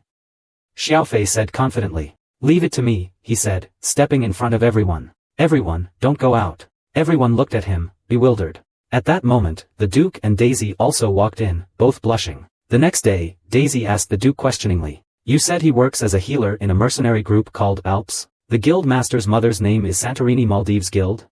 Here come the Alpine mercenaries again. How desperate are they for a vacation? In any case, the current guild master has been living with his son since his mother's death. Why are they hiding their identities from the Count? Maybe the Count can help them. Rather than hiding their identities, it's more like they don't know each other as family. No, the guild master probably knows. Because that child is the male lead who will become the union president in the future. His name is Santorini Union President. He must have heard something from his mother. If he didn't know at all, it's impossible that he would use that name. We also can't rule out the possibility that he's pretending not to know for a specific purpose. Think about it. The Earl of Santorini earned his title through merit. If there's some kind of relationship between them, then everyone would surely pounce on me, wouldn't they? It's the same everywhere. People always try to curry favor. My basic principle is to not trust anyone with a criminal record. Especially those who were once part of that union. I trust them even less. Daisy reached out to pour tea for the Duke. But unexpectedly, the Duke beat her to it. No, not for me. I wanted to pour it for you. Daisy blushed as she watched the Duke pour her tea. I've only seen him pour water for Philota a few times. The two continued to discuss the Count of Santorini. He's a very fond of children. After being ennobled, the first thing he did was donate to an orphanage. Although he looks like a mercenary who lives on the battlefield. But inside, he's like a kind grandfather. Daisy swallowed a mouthful of tea. Then maybe the cutest child in this house, maybe even in the world, could be of help. Meanwhile, Fei AI, who was drawing, seemed to have heard something. He scratched his ear questioningly. It's like someone was talking about me. The next day, the Duke invited the Earl to his manor as a guest. The Earl was overjoyed to see Fei AI's hairstyle. Wahahaha, only mercenaries have this hairstyle. I actually see it here. Xiaofei was so scared she hid in Daisy's arms. Daisy softly comforted her. It's okay, Fei. Alota, he's actually scared. The Earl misjudged. I had planned to let him see the lovely Lily, then naturally bring up the matter of his family. Looking at the Duke's daughter, reminds me of when new recruits joined the mercenary group in the past. Their hair was shaved like this, but no one suited this hairstyle as well as the young lady. Xiaofei secretly glanced back. She saw the Earl beaming. She was captivated again. Elota must observe etiquette. Come down and sit on the chair. But the Count laughed. It's all right. You shouldn't mention that when he went to the orphanage. More than half the children cried when they saw me. At this moment, Xiaofei noticed the Count's large white beard. He timidly asked, are you a sheepman? Ha ha ha. The Count laughed heartily after. Joking, miss. That's quite unexpected. But actually, I'm not a sheep person. It's just that I really like sheep. So I secretly keep them under my chin. Miss, you're the first person to see the sheep immediately. Little Fei runs to the Count. May I pet it, Grandpa's sheep? Indeed. Yes, miss. My sheep are especially fond of my friend Xiaofei, who loves to gently stroke them. So soft, like clouds. Grandpa sheep are gregarious animals and survive by eating grass and leaves, right? You even know that. You're very smart. Miss, this is it. The Count's stomach rumbled. Xiaofei gently patted the Count's whiskers. That sound was so loud. He must be hungry. Thinking that a hungry sheep would fall over, he turned and picked up some broccoli from the plate, stuffing it into the Count's whiskers. The Duke saw this. He jumped up in surprise. Fiala, how can you be so rude to a guest? Daisy quickly retrieved little Fiala. Little Fiala struggled, saying, but the sheep need to eat too. However, the Earl was very pleased. Ha ha ha. Heavens. He's so cute. Old man, it's all right. Miss, you want to feed the sheep, right? The Duke said sternly. It's good you weren't upset by it. I'm sorry, I didn't notice Violetta. Don't do that next time. The Earl watched the three of them happily together. I feel very relieved. After dinner, the Earl swirled the wine in his glass. I really don't know how to thank you, Duke. Perhaps because I've always lived alone. I've hardly ever participated in such an occasion. It's truly wonderful to have family. Although I know, for a mercenary like me who must act alone, family is a luxury. Whenever I see cute children, I think, if I had a grandchild, my later years would be happy, wouldn't they? Of course, it's too late for such wishes now. Count, you also have blood relatives, a daughter and grandson. The Count turns his head in surprise. What are you saying? When you were with the Alpine mercenaries, my lord, you were with a woman, weren't you? Inside the dungeon, the female foreman was violently shaking the bars. Hurry up and open the door. Damn it. Bring my son here immediately. At that moment, the Duke suddenly approached. I took out my key and opened the prison door. What's going on? Why did the knights suddenly come? Why did they take my son? I apologize for taking your son without permission. I am sorry, but do we need a reason to arrest an illegal guild? If your goal is to arrest me, that's not necessary at all. You absolutely must let me take my son. What are you trying to do? What is your purpose in treating us like this? Because you and your child will have a great impact on my daughter's future. The female factory owner completely failed to understand the Duke's meaning. At this time, the Earl suddenly came in pulling a boy. The shop steward rushed forward and hugged the little boy. My son, are you hurt? The Earl suddenly spoke. Is this Andy Nalita? The shop steward looked at the Earl warily. Who are you? Do you know me? Celine Nalita. Is your mother's name Celine Lita? Saying this, he reached for a pendant. Inside was a photo of a woman. The union leader trembled. Incredulously, she asked, what kind of trick is this? Who? How could you have a picture of my deceased mother? And hearing the union leader admit that she was Celine's daughter, the Earl stood there dumbfounded. Then Daisy suddenly rushed in. Count Santorini. You call him Count Santorini? At this moment, the shop steward exuded a terrifying aura. Her eyes widened in anger.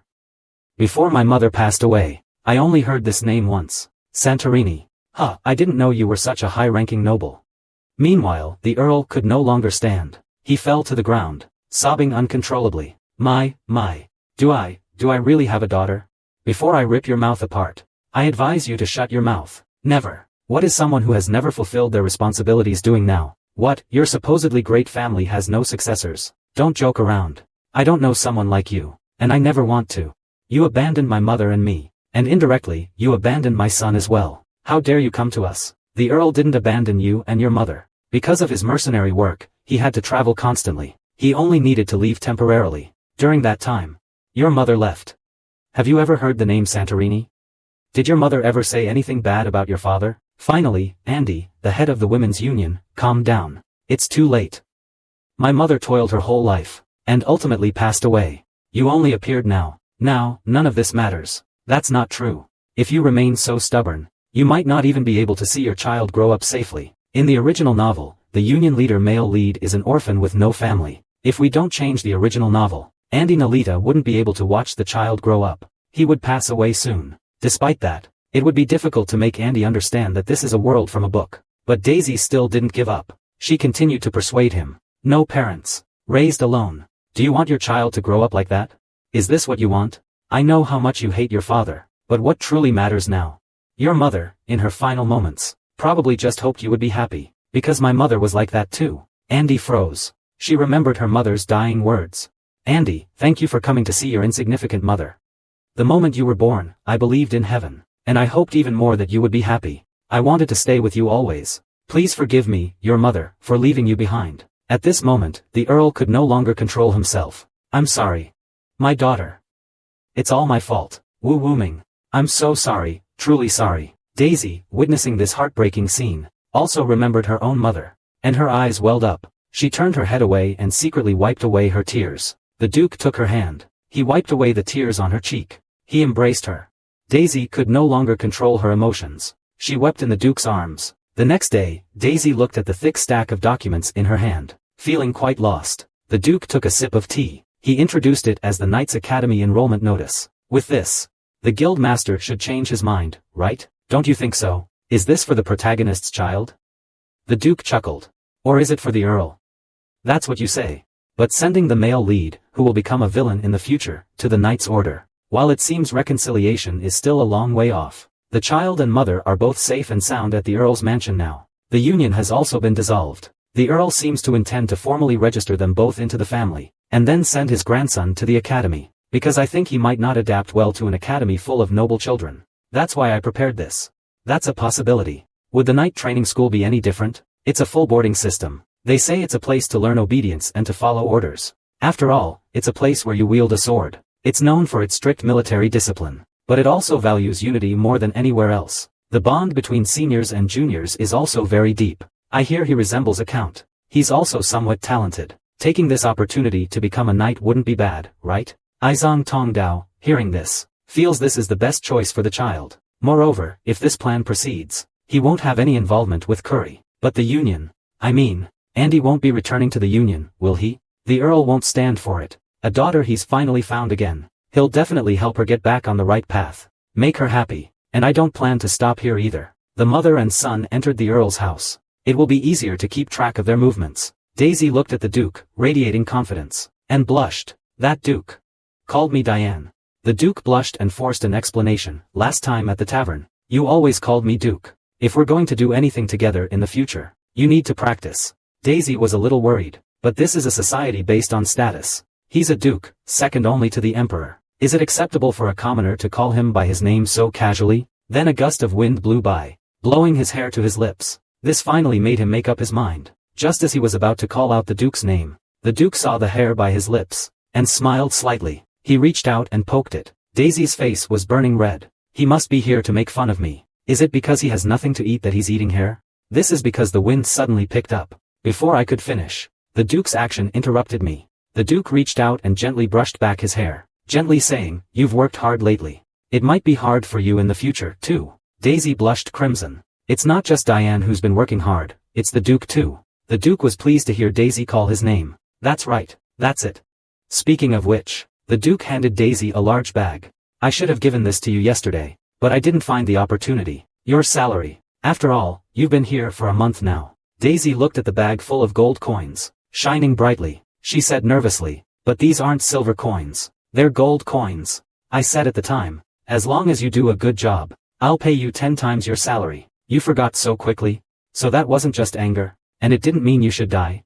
The Duke, sitting at his desk, felt a headache coming on. He would occasionally stare at Daisy's lips. Why is that?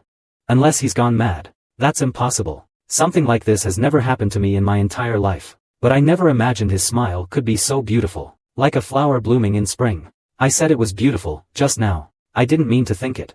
I can't understand it. The Duke called for Shady.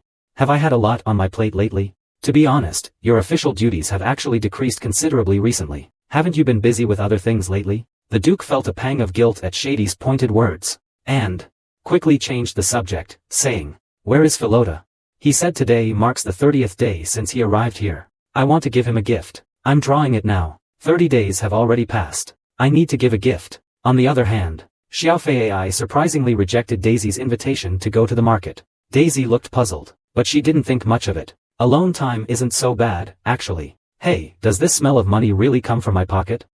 Payday is for spending, of course. Time for some serious shopping. Just thinking about it makes me excited. I walked into that store again. I want to buy a gift. A gift? What kind of gift are you thinking of for a young child and a young man? We've prepared some items that the young miss might like. How about this one? This headband is handcrafted by artisans, frame by frame. The ear parts are filled with soft cotton, so it'll be very comfortable to wear. This is perfectly tailored for Lizzie. I have to buy this, I simply must. It's amazing how perfectly they've understood her preferences. The manager said with a smile. Actually, this one, only one was left. I purposely left it. Do you want to see others? Let me see them. Then Daisy bought a few more gifts. She bought everything she needed. The manager quickly reacted. It's really difficult to choose a gift for that person. Then he pulled out a pen. How about this? This is directly imported from the Delsu continent. It's rare to find lapis lazuli with such good transparency. The same product. This is also the highest grade. Daisy looked at the gem on the pen. It's the same color as Diane's eyes. Although the price is a little high, it's definitely worth it. I'll buy it. Daisy left the store with her hands full of things. Wow, why did I buy so much? Then Daisy went to the restaurant where she used to work. Entering, I greeted happily. Oh my goodness, Auntie. Who is this? Isn't this Daisy? Long time no see. Auntie, it's not peak season yet, is it? No matter how busy we are, there's always a place for Daisy. But I heard you went to the Duke's house. No wonder you look so radiant.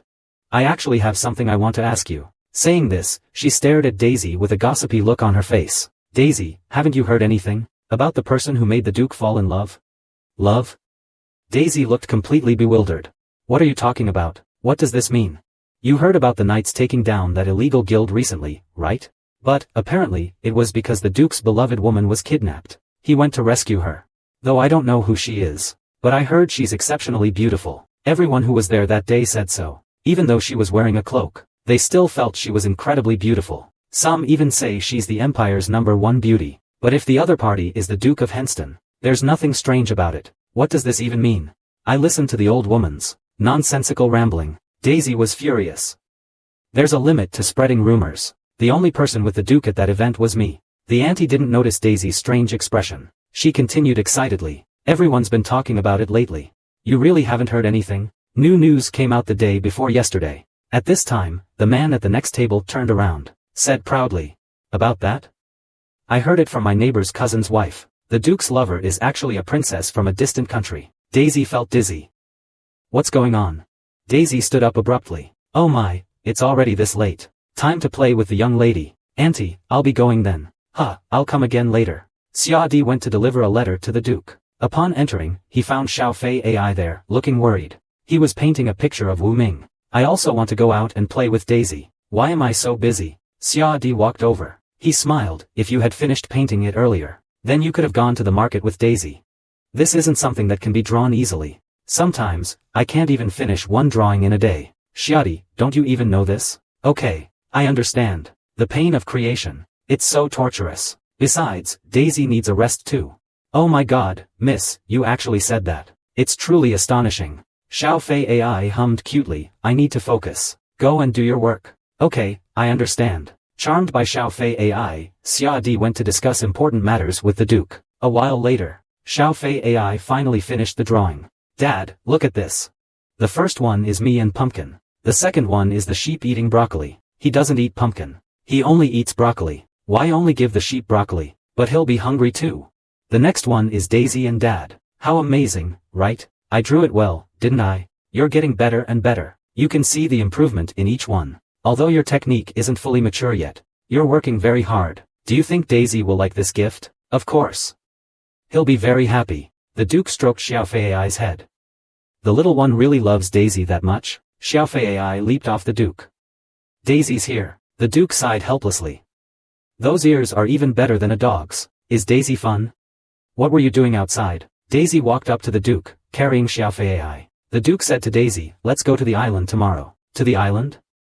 And tomorrow morning? Daisy looked at the bed full of things. She worried. What should I do? Xiao Fei knocked on the door. What are you doing, Daisy? Packing my luggage. There are still many things to pack. But there isn't enough space. Xiao Fei rummaged through the things inside. He asked doubtfully, aren't these all mine? I'm afraid it will be inconvenient if I don't have these after I go. It's better to bring them all. Even if I don't use them, I can bring them back. It's not easy to go on a trip. It's better to be well prepared.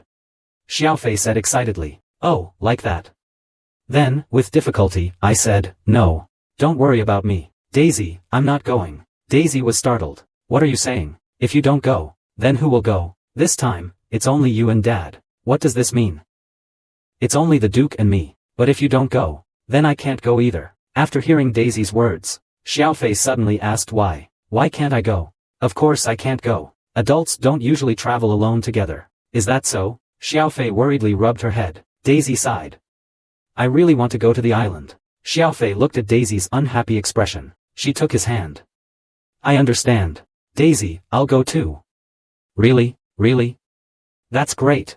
Fire-ota. Let's go have some fun. There's one last essential thing we need to bring. My thoughts turned to the gift I hadn't given yet. A huge sailboat was sailing on the sea. Little Fei AI excitedly pointed to the sky, showing Daisy. Dig there. Daisy is a bird. Those are seagulls. Flying over Alcatraz. And the railings. It's very dangerous here. Seagulls, yes. I wonder what the seagulls eat. Seagulls eat fish. I want to feed them fish. I have a lot at home. I often eat them for dinner. Daisy looked at Xiaofei, wondering why this guy, who was so happy before, said he wouldn't come earlier. At this moment, a sound of vomiting came from behind. Daisy turned her head. She saw that Xiadi had vomited until he was barely recognizable. Daisy looked at Xiadi's haggard appearance, worriedly asking, "Are you alright?" Xiadi said strongly, "I'm fine. It won't be like this once we're off the boat. That's why I told you to stay home. You had to come along. I'm so heartbroken. Your Grace. Of course I had to come too." Xiaofi comforted her comrade and encouraged her. "Xiadi, add oil." She even patted Xiadi on the head. Daisy watched the scene unfold before her, amused beyond measure. She inexplicably felt that the two of them were quite compatible. At that moment, a servant approached to inform the Duke that they were almost there. "I see the docks. Let's prepare to disembark." Daisy saw the land. She wondered, having only heard it was close. "We arrived so quickly. Welcome. Your Grace. Are there permanent servants on the island? Only this way can I come here anytime. Just how vast is the Duke's wealth?" At this time, a servant saw Daisy about to disembark. He stepped forward solicitously, saying, "The gap between the dock and the ship is quite large. Please hold on to me." A servant saw Daisy about to disembark. He stepped forward solicitously, saying, "The gap between the dock and the ship is quite large. Hold on to me." Just as Daisy was about to reach out, the Duke quickly beat her to it, placing his hand on hers. "Watch your step." At the same time, he glared at the servant resentfully. Daisy, blushing, followed the Duke off the boat. They arrived at the villa. After resting for a while, Xiaofei excitedly came to find Daisy to play on the beach. He couldn't wait, grabbing Daisy and pulling her to go. Daisy found Xiaofei AI's cute appearance incredibly endearing. "Okay, then let's go change our clothes." Daisy and Xiaofei AI, changed into different clothes, arrived at the beach. The scenery before them was breathtakingly beautiful. "I didn't know there was such a beautiful place when we came in." Xiaofei AI splashed into the sea. Turning around, she called out to Daisy, "Come over here quickly. Today's Fiolata is not the example. It's like a little cherry tomato that accidentally fell into the water." Little Fiolata continued to invite the Duke to play, but the Duke sat in his chair, looking troubled. "I inexplicably felt the atmosphere was strange today. Father, you should rest for a while." Daisy had just turned her head, when a starfish landed on her face. Daisy shrieked in fright. "Look at Daisy." Little Fei AI happily splashed water on Daisy. "Don't do that, Fei AI, Loda." At this time, the Duke draped a towel over Daisy. Even joking should have limits. "Fiolotha, you scared him." Shadi saw how the Duke took care of Daisy, and showed an understanding expression. He walked to little Fiolotha. He leaned down and whispered in his ear. The Duke and Daisy could only vaguely hear words like "wrong target." What does that mean? They were both completely baffled. They had no idea what they were up to. After the two reached an agreement, they both looked at Daisy and the Duke, wearing confident expressions. Shadi cupped some water in a leaf and walked towards Daisy. The Duke stepped forward to stop him, only to be drenched by Shadi. Xiaofei was incredibly excited to see this scene. Just as the Duke was about to lose his temper, Daisy timidly asked from the side, "Are you alright? Let me wipe it for you first." The Duke took off his shirt, revealing a body of well-defined muscles. You couldn't tell at all while he was wearing his clothes. So the Duke has such a great physique. The Duke, shirtless, suddenly reached for Daisy. He startled her. Daisy's towel. Xiaofei and AI excitedly exchanged a glance. The plan worked. Just as Shadi and Xiaofei AI were celebrating wildly, a voice called out, "Shadi, no spicy food for a month." Shadi, who had been so excited, felt as if a bucket of cold water had been thrown on him. Instantly lost all energy. Xiaofei AI kept patting Xiadi's head. "That's great, Xiadi. But what is reducing bitterness? Is it something that makes one happy to tears?" Daisy and Xiaofei AI, full from their meal, patted their full bellies. "I'm so full. This was so delicious." "Right, yes. Especially seafood." Daisy looked towards the sea. The sun was setting. The golden sky and the blue sea formed a striking contrast. "How long has it been since I last appreciated the sunset like this? So beautiful. I was still worrying about when to give it away. Maybe I'll just be natural about it. Send it now." Thinking that, I gently poked it. "What's wrong with Xiaofei loving Daisy? This is for you. I feel you'll like it." Xiaofei happily accepted the gift. "What is this? Is it for me?" "The gift isn't anything expensive. It's just a memento from my first paycheck. My birthday's already passed, and I'm still receiving gifts. I'm so happy." "Daisy, I secretly gave it to him." Daisy then saw the Duke and Shady staring at him. He felt a pang of sadness. quickly taking out Xiaodi's gift and handing it over. This is a gift for Xiaodi. Xiaodi was also excited. I didn't expect. I have a gift too. Can I open it now? Xiaofei and Xiaodi happily opened their gifts. Wow. Daisy. 1 pumpkin, 2 pumpkins.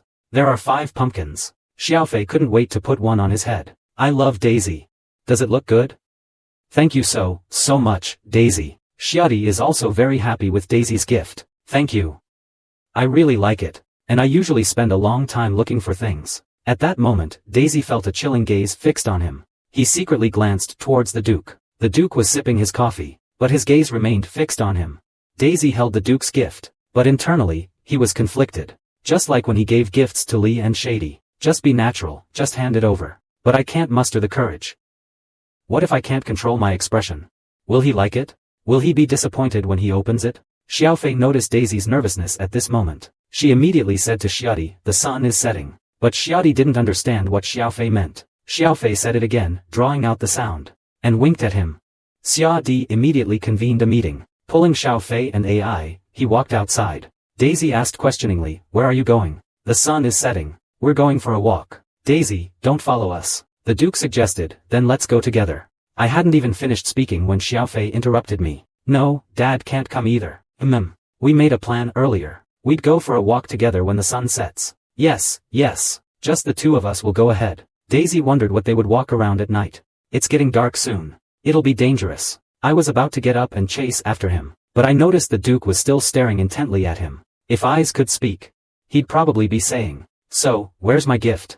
Daisy said awkwardly, they really left. I should have given it to him when everyone was here earlier. Giving it to him now, when it's just the 2 of us. It feels like it has some special meaning. Okay, I'll just give it to him without looking. Daisy, finally mentally prepared, was about to take out the gift, when the Duke accidentally choked. He coughed twice. This left him, so well prepared, utterly failing. He missed the chance again. The 2 sat in silence. Daisy felt very awkward. Even more quiet than their first meeting. Darkness fell. Daisy wondered if she would still be able to give her gift. Suddenly, the Duke took Daisy's hand. Softly said, Daisy. Daisy's face flushed slightly. What's wrong, Diane? The Duke gestured for him to look back. After dark. The forest was full of twinkling stars. It was very beautiful. The 2 slowly walked over. So all these twinkling lights are fireflies. Daisy was so excited to see fireflies for the first time. She helplessly shook the Duke's arm. Look over there. The Duke landed over there. Seeing Daisy so happy, the Duke was also very pleased. I'm so glad you like it. Daisy looked at the Duke. Her heart beat faster involuntarily. Today feels like a gift to me. Have I ever had a moment when I was so moved? This moment now. This memory. I don't want to forget. Your Grace. I'm really happy today. Thank you so much for bringing me. Saying this, she took out a gift she hadn't given yet and handed it to the Duke. The Duke looked at the small box in his hand questioningly. This is Daisy. She explained nervously, it's just a small gift. You probably already have something like this. No, you definitely have one. So maybe you don't need this. I thought I wasn't getting a gift. The Duke said this as he opened the gift box. He took out the pen inside. Because it's the same color as your eyes. I thought it would suit you. Daisy nervously watched the silent Duke. Why isn't he saying anything? I figured you wouldn't like it. Unexpectedly, the Duke smiled happily. Thank you, I love it. I'll treasure it. Daisy's anxious heart finally settled. I'm so glad you like it. Next time, I'll give you something even better. Their gazes unconsciously intertwined. Daisy, realizing what happened, shyly turned her head away. Occasionally, she still felt his gaze was too intense. Daisy looked at the beautiful scenery before her. She said to the Duke, all the fireflies are glowing. They're so bright and sparkly. They're really beautiful, right? But the Duke's gaze remained on Daisy. Yes, very beautiful. Having said that, she quickly turned to the front. Both stood there, blushing. The atmosphere slowly became ambiguous. Daisy felt a strange, itchy sensation. But then she suddenly realized the feeling was coming from her lips. It turned out to be a firefly that had landed on her face. They suddenly realized with a start that they were surrounded by fireflies. So many fireflies are buzzing around Daisy.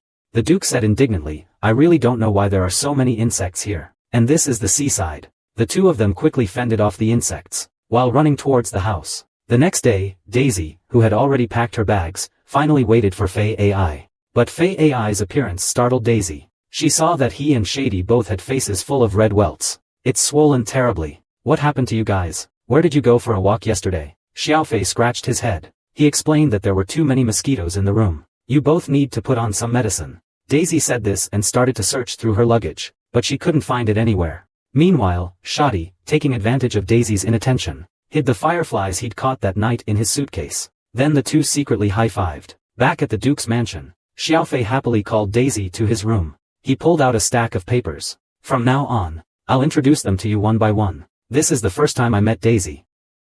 Daisy was very surprised to see Xiaofei's painting. Wow, is this for me? Xiaofei then took out another painting. This is the second one, me and a pumpkin. Because Daisy also likes pumpkins like me. So this painting depicts Daisy's two favorite things. Yes, yes. Xiaofei also drew pictures of them playing at the beach together, and catching fireflies with Shoddy, and various other pictures she drew thinking of Daisy. Daisy was deeply moved by these drawings. Tears welled up in her eyes. Xiaofei held up a picture with the four of their heads on it. Daisy, we've known each other for 30 days. This is my gift to celebrate. Thank you, Fei. Luota. Daisy hugged Xiaofei.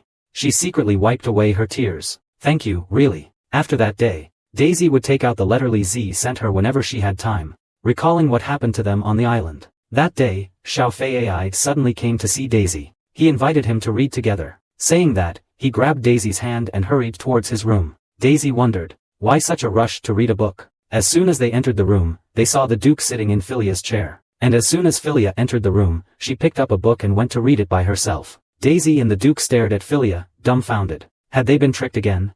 Xiaofei was spinning around and reading a book at the same time, when Shoddy suddenly knocked and entered. Your Grace, you're here. There's something urgent I need to take care of. It's wonderful that you're here. Shoddy handed over a letter sent from the palace. This is what you were talking about, isn't it? That day is almost here. Time really flies.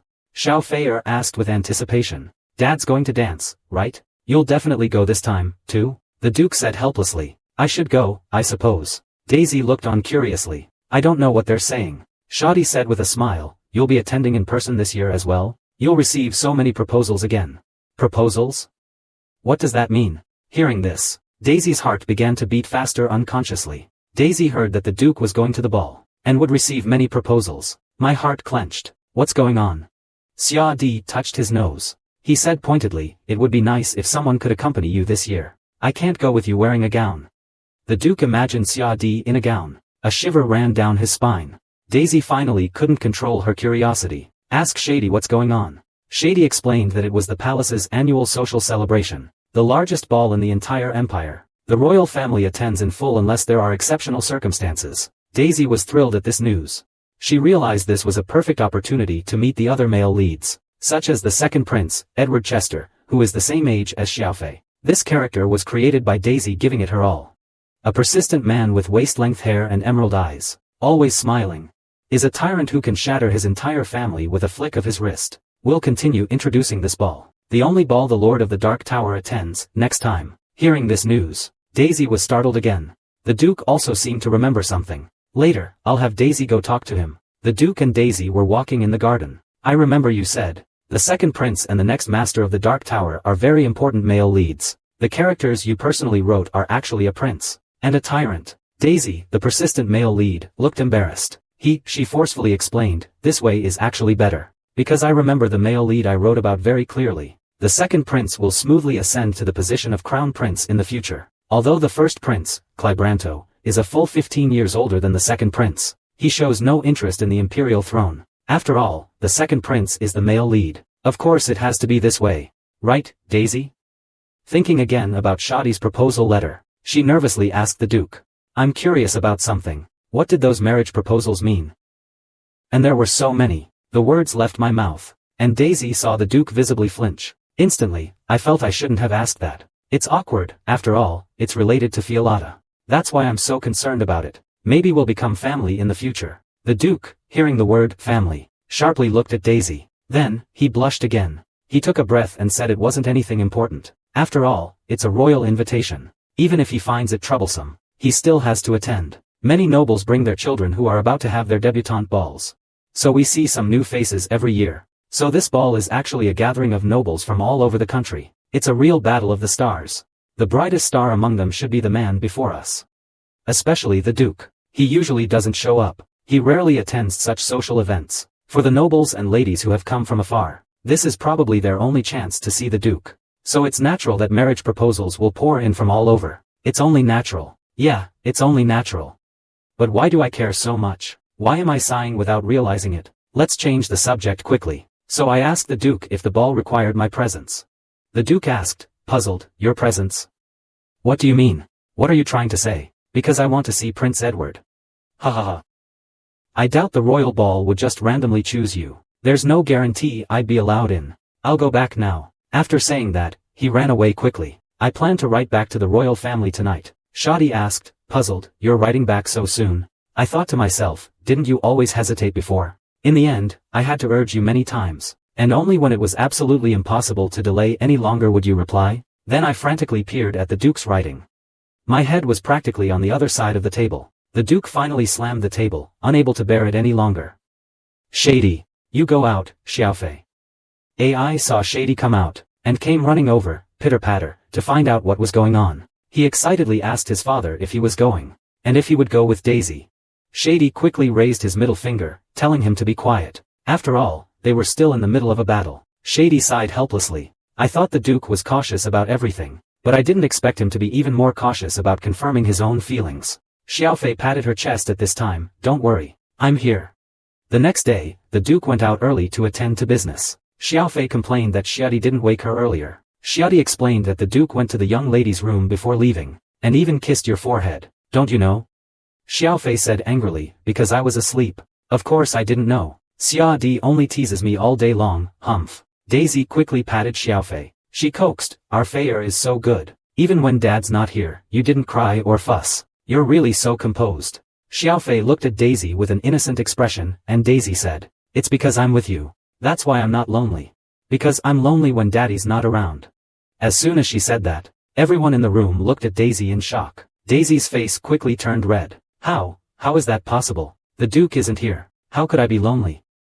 Daisy has recently felt that Shady and Xiaofei have been acting strangely. These scheming guys. I will definitely uncover your true faces. For the rest of the day, Daisy secretly kept staring at Shady. Shady looked around cautiously. Xia Di knocked on Xiaofei AI's door. Why so slow? Xia Di doesn't have time. Hurry up and come in. Daisy was very happy to hear Xiaofei AI's words. She knew they were definitely secretly planning something, so she quietly went to the door, and suddenly threw the door open. I wanted to catch them in the act, but instead, I saw them seriously looking at blueprints. It turns out that Luo Ti was visiting today. Xiaofei had written him a letter before. He replied very quickly. Xiaofei was eager to finish the drawing, and give it to Luo Ti when he came. Daisy suddenly understood. He just said he didn't have time. He needs to draw. Xia Di explained that the young lady said she hadn't found Daisy, so she asked me to get the paper for her. Daisy was instantly annoyed. She was too busy following. She completely forgot her own work. Oh, so embarrassing. It's all my fault for suspecting them of being scheming. I volunteered to help Xiaofei AI with her painting. Xiaofei AI and Shadi exchanged a mischievous glance. Little devil horns and wings appeared. In the afternoon, Luotazan arrived as promised. Xiaofei AI excitedly ran down and hugged Luotazan. Daisy watched the affectionate pair. Am I being overly worried? Even if she's the scheming female lead of the future, she's still just a child now. Even if she has some plan, it should only be a child's game. Xia Di was just cooperating with Fei AI Luo Ta. After all, Xia Di really likes chestnuts. Thus, Daisy's secret search ended. In the room, Xiaofei was drawing a picture of him and Luotazan. Daisy watched the two of them getting along so well, feeling very relieved. You two play first. I'll go get you something to eat. After saying this, Daisy got up and left. Luotazan saw Daisy leave. Softly asked Xiaofei AI. Will she be your mother from now on? Xiaofei AI proudly nodded. Then she held up a finger and counted, saying maybe in 30 more nights. Then she looked at Luotazan. You also like Daisy, right? Luotazan nodded repeatedly. But she also enviously said, if only my mother could be this nice. Xiaofei AI fell into thought. Then he gently patted Rotazan, as if encouraging him. Rotazan hugged Xiaofei AI. But if Elota's mother is fine, I'm happy too, because Fei Elota and I are friends. Xiaofei AI suddenly thought of something. He said to Rotazan, do you want to touch my hair? Why touch the hair? This is a very important matter.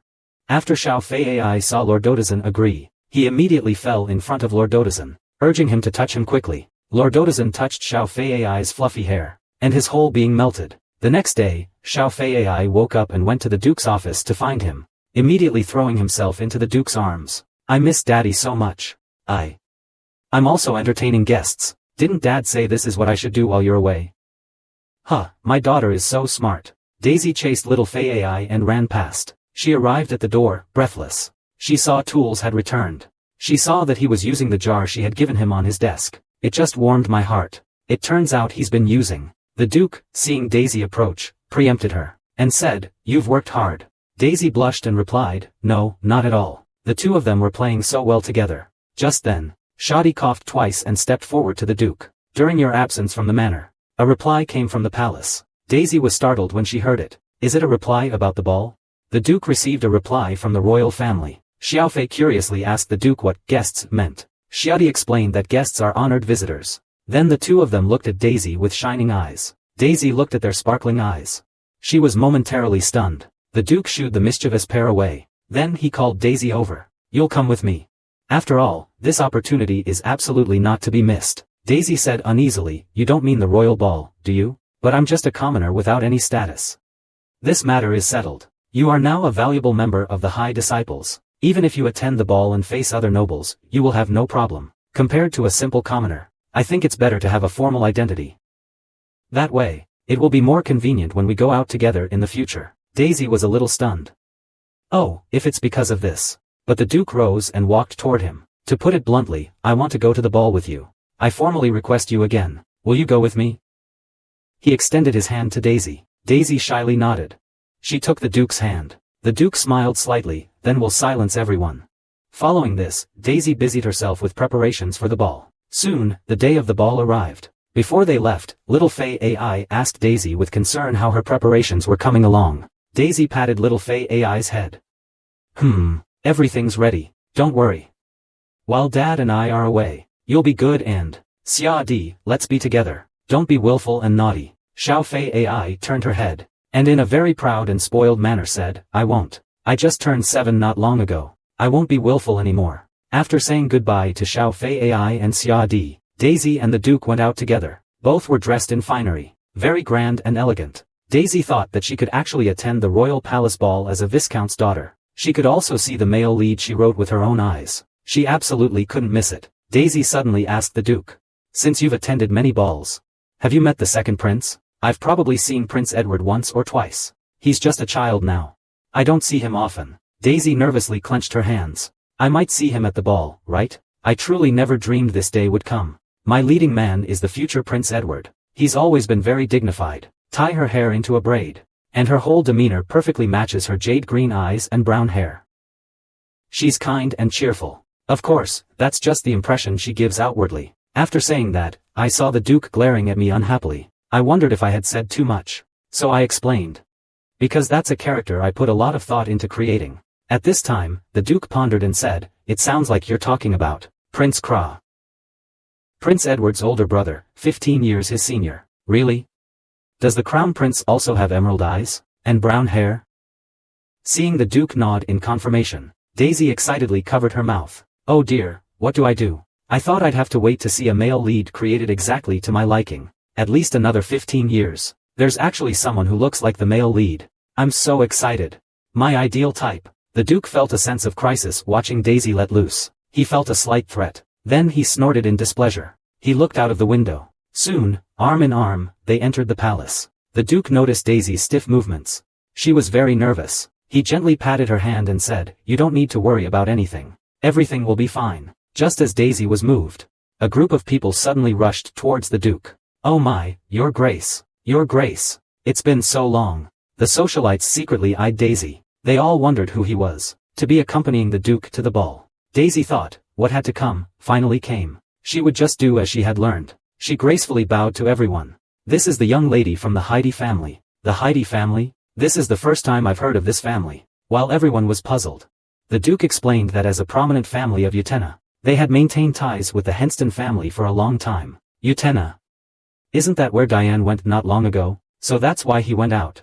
Daisy was very moved looking at his face. The ball began as scheduled. It was soon time for Daisy's final dance. The Duke extended his hand to Daisy. "Won't you dance with me? If you'll forgive me if I step on your feet, because I've never danced like this in my past life." The Duke put his arm around Daisy's waist. Is this dance our first dance? Daisy stumbled. Her face hit the Duke's chest, feeling the Duke's hand on her waist, and his breath on her forehead. Her nervous heart beat rapidly. It's really my first time dancing. Saying this, the Duke started dancing with Daisy. The ladies around all looked lovestruck seeing the Duke dance. I can't believe I'm seeing the Duke of Henston dance. Oh my god, he's so elegant. However, Daisy stepped on the Duke's foot. Daisy said to herself, idiot. Don't make any more mistakes. Daisy, however, could only say sorry again and again. Twilight fell. Daisy finally escaped the awkward dance floor. I feel like I'm finally alive again. That's great, that's great. But thinking about leaving him surrounded by socialites, running off alone like this, I somehow feel a little sorry for him, but he should have practiced it by now. It's alright. But Daisy suddenly heard a cry coming from somewhere. She saw a child squatting on the ground and crying. Little one. Did you come with your mother? Are you lost? The child flinched at the sound, immediately turned around and glared at Daisy. Don't be so bold. I'm just resting here. Quickly leave. Daisy looked at the child's brown hair and green eyes, thinking he couldn't be. Just as Daisy was about to ask him, a shout came from the distance. Your Highness. Where are you, Daisy? She looked at the child before her, eyes shining. Sure enough, this child is the second prince, Edward. He really is the male lead I wrote about. Please, keep seeing me here a secret. If you keep your promise, I will give you a great reward later. A young man's voice came from behind Daisy. Edward, you've caused the servants so much trouble. You've really made the servants suffer. Only to see the child happily calling for someone. Daisy turned her head, thinking that her brother must be the crown prince. Daisy looked at the man before her. He was exactly like the male lead she had imagined. Brown hair tied in a ponytail, and neatly groomed eyebrows of the same color. Daisy stood there, outwardly calm and composed, but inside she was ecstatic. Your Highness. I am Daisy. However, what Daisy didn't expect was that the prince already knew about him. So you're Heidi. I've been wanting to meet you. I should probably introduce myself properly. Although I have a rather long name, just call me Clay. I'm not one for elaborate formalities. There's something else I wanted to ask you. After we've paid our respects to the Emperor, everyone will go to the dance floor. Will you be dancing with the Duke of Henston then? It was already surprising that the Duke of Henston attended with a female companion, and he even danced. This is a huge, huge deal, but I missed it. So I've already asked the palace painter to. If there's dancing later, he must paint it, and keep it well. How about you guys, are you dancing? Daisy thought about his pathetic dancing. If it were painted, wouldn't that be a public execution of him? This is a bit difficult. Your Highness, Diane would be in a difficult position. I'm sorry for disobeying your order. The Crown Prince burst out laughing at Daisy's serious words. He let out a burst of laughter. You don't have to talk to me like that. It's really funny. What orders would I give you? But can I call you Daisy? Daisy listened to the Crown Prince's rambling, feeling a little confused. I'm afraid I might lose control and do something wrong. I'm really sorry. I've been out too long. I should go back now. Then let me ask you one last thing. Actually, I'm very curious about the Duke of Henston. Before he could finish, Daisy interrupted him. You should ask him yourself. The Duke slowly walked over. The Crown Prince said happily, I haven't seen you in ages. I almost forgot what you looked like. You only ever go to see His Majesty. After the Duke greeted the two princes, he looked at Daisy. I'm a little worried, so I came looking for you. Then he looked towards the Crown Prince. I'll greet you properly later. Excuse me for now, Your Highness. Saying this, he was about to leave, but the Crown Prince stopped him. Wait. Wasn't I supposed to ask him directly? You have to answer me before you leave. The Duke and Daisy sighed helplessly. I heard you mobilized the knights and arrested all the black guilds in Pontypridd. I heard the Duke not only went undercover himself, but also dressed up as a beautiful woman. Is that true? After receiving the Duke's affirmative answer, the Crown Prince became even more interested. The more I learn about the Duke, the more surprising he is. You must have concealed your identity when you went, right? That beautiful woman wouldn't happen to be Daisy, would she? Daisy and the Duke looked at the excitedly beaming Crown Prince, speechless. I wonder what her scheme is. I'll tell you more about this later, if I get a chance. These things shouldn't be discussed here. Not in front of a lady. And considering the royal authority, shouldn't you watch your tone? Daisy looked at the two princes, who looked pathetic, wondering if she was hallucinating. At this time, the servants came looking for them, so it was His Imperial Majesty who summoned them. The Crown Prince turned to bid them farewell. He even winked at Daisy. Daisy blushed immediately after seeing it. He gestured for Daisy to leave. Duke. No, it's Diane. The Duke looked at the nervous Daisy. He chuckled. You're quite a nervous wreck, aren't you? I'm sorry, if you're not comfortable with it. Then I'll call you Duke. No, I like it. Let's go. Fiolotha must be waiting anxiously. It was very late when the two returned to the Duke's mansion. But they found that little Fei Ai hadn't gone to sleep yet. Daisy explained that the young lady had been half asleep. It turned out she had been waiting for us. Little Fei Ai stretched. That's really sleepy. She still needs to sleep properly in bed. After putting little Fei Ai back in bed, he quietly walked out. After the Duke and Daisy said goodnight, he quietly watched Daisy's back. For the Duke. This was the first ball that made him so nervous. It was only because Daisy was at this ball. The next morning at breakfast, the Duke came out dressed extremely formally. Surprised, Shady quickly checked the Duke's schedule, wondering if he had any arrangements for today. He had forgotten. Daisy also wondered. What day is it today? He's dressed differently than usual. He's even wearing new cuffs. But why does he look so tired?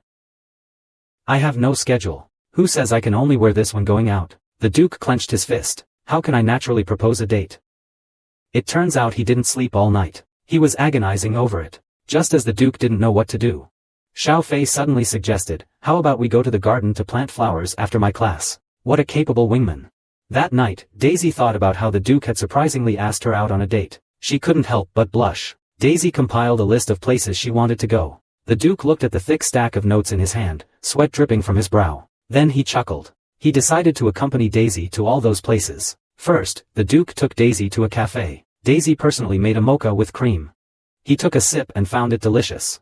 He handed the coffee to the Duke. Would you like to try some? I didn't make this one. The Duke reached out and took the coffee. He gently wiped the foam from Daisy's mouth. The Duke drank the coffee. Muttering to herself, she was as worrying as a fly buzzing around a lota. Daisy's face flushed, and she was about to apologize. But then her foot slipped and she stumbled. Her body fell backward. The Duke quickly and skillfully caught Daisy. Then, his face flushed, he turned around and said, let's go to the next place.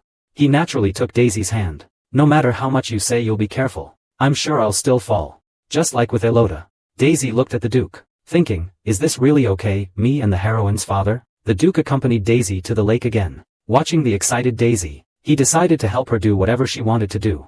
It turned out Daisy wanted to go boating. Daisy watched the Duke, who was sweating profusely from his inability to row. She awkwardly asked, are you sure you're all right? Or should I try rowing? However, the Duke stubbornly refused. Daisy awkwardly thought, you can see where Xiao Fei's wasted affection comes from. After they reached the shore, the Duke sat down to rest. Daisy spread her arms in front of him to shield him from the sun. The Duke blushed slightly. He grabbed Daisy's arm. He looked at Daisy very seriously. I have something I want to ask you. Is the brown-haired, green-eyed character you poured your heart into when writing the book your type? Daisy thought of the second prince.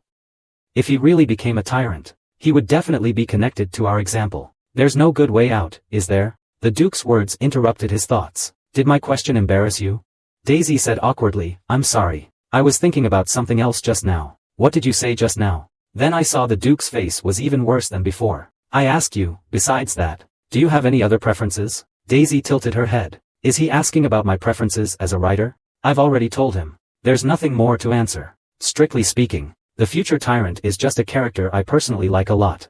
As for the opposite sex, I actually prefer gentle and warm guys. Well, if I have to say it, the Daisy before me, thinking of this, felt a burning sensation on her face. Inside the Duke's mansion, Shadi was worrying about the Duke. Please, he mustn't make any embarrassing mistakes or lose anything. He absolutely mustn't be tactless. Some boring topics. Oh, Shadi. Stop spinning, I'm getting dizzy. Xiaofei and AI are knitting clothes for Roti. Saying this, he handed Shadi a glass of milk. Don't do that. Drink it. I heard it's something to drink when you're troubled. Roti curiously asked. What's bothering you? It's just that today my dad went out to play with Daisy. That's why Shadi is like this. Lottie said clearly. Oh, so now Fiolota has a mom. Shadi, who was drinking milk, sprayed it out. Little Fiel said seriously. This, although it's not yet. But it should be soon. Xia Di looked at Xiao Fei AI, sweating profusely. Don't worry, Xia Di. Luo Ti is also our comrade. Because Luo Ti is, for now, my best friend. Luo Ti curiously asked Xia Di again. But why are you sighing and worrying? Isn't this good? I'm worried about whether the Duke is performing well. Lottie asked with stars in her eyes. Why does he need to perform well? I'll be happy as long as I'm with Fai Arota. Because Shady doesn't understand. No matter what we do, as long as we're together, we'll be happy. Xiadi's eaten a mouthful of dog food. I've learned something. Luadi asked Xiaofei. Are you going to the celebration in a couple of days? The one where they make paper into things that twinkle, and fly them into the sky? I've been to that so many times. Now it feels meaningless. Xia Di heard about the celebration, and suddenly became excited. Just wait and see. It's not the right time for this. After a day of sightseeing, the two returned to the Duke's mansion. Daisy, full of energy, hugged Xiao Fei. But the Duke walked in with difficulty, his body exhausted. Xia Di said to Daisy, my younger brother, Poor, will hold his annual indoor celebration. It's the breathtaking bountiful harvest spectacle that flies into the sky. Daisy, full of anticipation, said at the celebration, I've heard of that celebration, and I've especially wanted to go. The Duke pricked up his ears. Hearing Daisy wanted to go, he immediately stepped forward. Then let's go together. Daisy excitedly pulled Xiaofei and AI around in circles. Oh my god, I'm so excited. Fei AI Luo Ta. Shady was very satisfied with his plan. Next, it's time to prepare.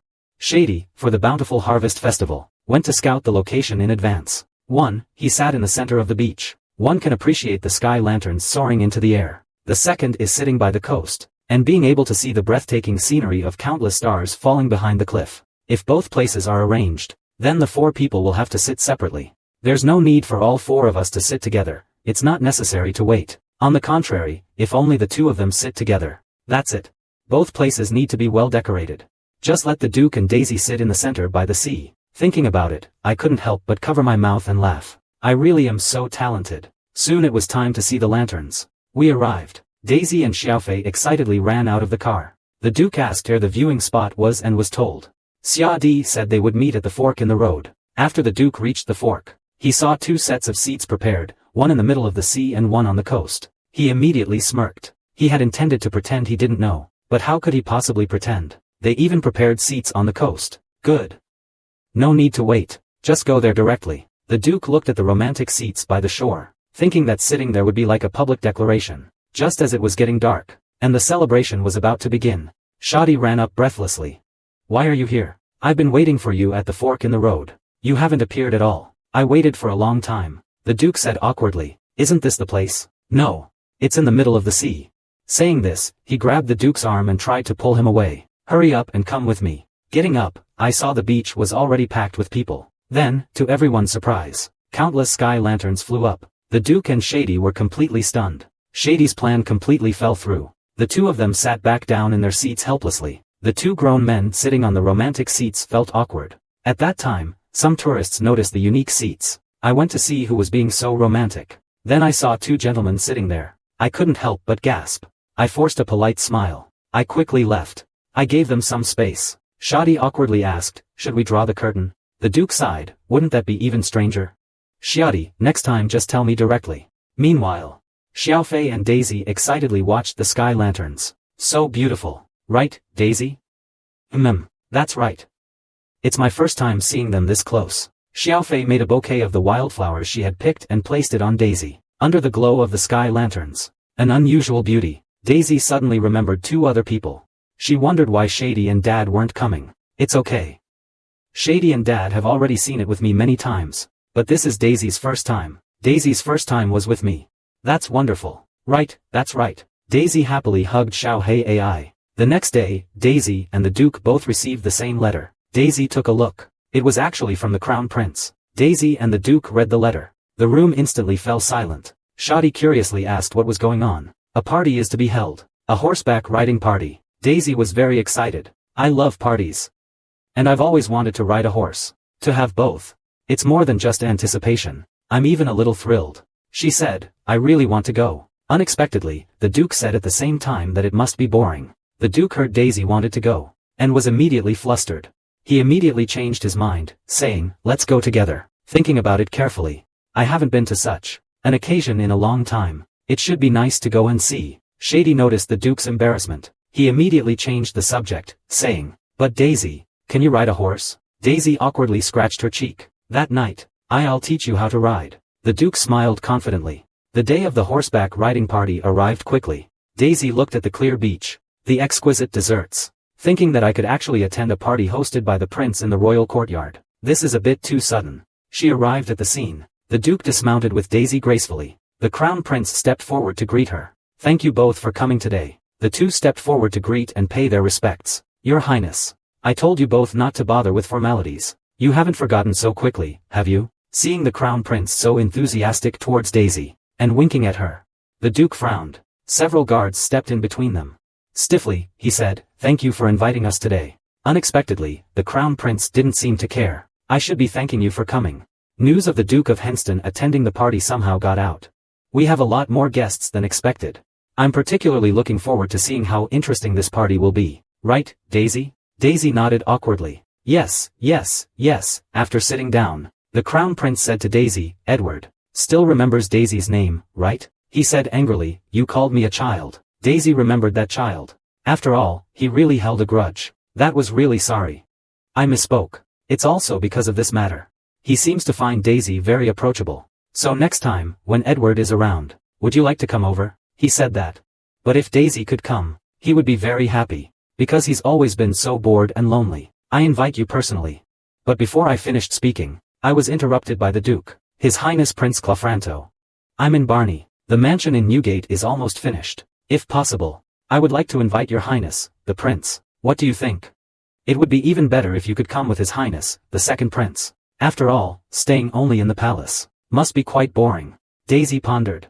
Barnes Place is so far from both the palace and the Duke's mansion. Why there of all places? He wants to keep Prince Edward away from Chestnut, doesn't he? Diane is truly airtight. The Crown Prince wouldn't refuse him. He immediately agreed. It's not someone else. It's an invitation from the Duke of Henston. Of course he should go. Daisy continued to think about if she could see the second prince again. "I'm sure we can find some clues just in case." Then I looked at everyone in the room. They're all handsome young men and beautiful young women of similar ages. So Daisy is responsible for the Duchess's education. I don't need to see to know what an excellent teacher you are. Most of the life skills. It might be better to teach them while living together. Yes, yes, yes. Daisy agreed. I secretly felt awkward, thinking. I only taught Li Zi how to fold a pumpkin out of paper. Just as everyone was chatting happily, Daisy's stomach let out a soft rumble. Did I laugh too much? Why isn't anyone touching the snacks? Am I the only one hungry? And I can't be the first to reach for them. Everyone is watching. At this moment, the Duke noticed Daisy's embarrassment. He reached out and gave Daisy some more pastries. Everyone looked at the two of them. Daisy was too embarrassed to move. Just then, the Crown Prince broke the awkward silence. I also felt that. I always want to speak. My mouth has been itching. These cakes and biscuits were baked by the palace pastry chef starting from midnight. Why are you all just looking? The Crown Prince speaks, and someone immediately responds. Oh my, do we get a chance to try them today? Those very famous lemon pie. Of course, that was the first one baked. Then I have to try it quickly. Daisy finally got her wish and ate the pastry. After finishing, everyone started today's theme on the beach. Horse riding on the grassland. Although it's also fun. Horse riding by the sea is also great. I guess I do have a bit of a talent for riding. The Duke said with concern. The waves are big, be careful. It's not like you don't know who taught me. It's not difficult at all. Suddenly, a horse rushed over, pushing Daisy's white horse aside. A young lady stepped forward to greet the Duke. I think this is the first time I've seen you outside of a ball. The Duke's face was cold. It's dangerous for the horses to be so close together. Could you please give me some space? Then I'll go. Miss Guizhou saw the Duke's grim expression, and was startled. That's amazing. Is she alright? Her attempts to distract you are too obvious. Daisy hides her embarrassment with a smile. A spot next to a man who receives countless marriage proposals just for attending the ball. That's only natural, isn't it? You really do seem different from others. Just as Daisy was wondering, a wave crashed. The horse reared up in fright. Daisy didn't catch it. She plunged into the sea. Soaked to the bone, Daisy was quite a sorry sight. The noble ladies immediately began to gloat. Just as Daisy didn't know what to do. Oh my, this must have been the Crown Prince's doing. She fell into the sea. How refreshing and comfortable. You think so too, right? Panic spread among the crowd. Your Highness. Just as Daisy was thinking of getting up quickly, the Duke draped a towel over him. Are you alright? Not injured? Bear with it a little. I've already sent for some clothes. The Duke, disregarding Daisy's soaked condition, lifted her into his arms. He then looked at the Crown Prince. Are you alright? The Crown Prince looked at the Duke, offered a slight smile, and amidst the surprised gazes of everyone present, the Duke carried Daisy towards the house. The Crown Prince watched them from a distance. The party ended. The Duke and Daisy said goodbye to the unlucky one. The unlucky one looked pitiful. He was leaving. I really appreciate your help today. Don't mention it. I should be thanking you. Daisy was puzzled. All I did today was surf. The Crown Prince laughed unusually happily. Because you came. Just then, the Duke coughed twice, and stiffly said, thank you for the invitation today. We'll be going now. After taking a couple of steps, Daisy turned back and called to the Crown Prince. Your Highness, please wait. To be honest, it was all thanks to your Highness's rescue. I'm truly sorry. And thank you. Thanks to me? I don't understand what you mean. Didn't you deliberately fall into the water? The Crown Prince frantically waved his hands. Deliberately? No, how could that be? Everyone saw it. Crown Prince clan really can't tell a lie. The Crown Prince shyly scratched his head. Huh, it's chivalry. Chivalry. Daisy and the Duke returned to the Duke's mansion. Before even entering, they heard Fi's pitiful cries. Fi, Lotta, what's wrong? What happened? They saw Fi's face was full of tears. Crying, it fell. Daisy worriedly went over to wipe his tears. Did it fall on the floor while you were sleeping? Xiao Fei AI took out the headpiece Daisy had given him. This fell. Sniffle. Daisy and the Duke finally relaxed. They sighed. I slept with this yesterday, and it ended up like this. So, haven't I always told you, Dad? The more precious something is, the more carefully you should protect it. Xiao Fei hugged her head and cried loudly. I didn't listen. I was wrong. It's okay. I'll fix it for you. Xiao Fei loved hearing Daisy's words. He looked at Daisy brightly. Really? Just take it to the shop to get it repaired. That's all.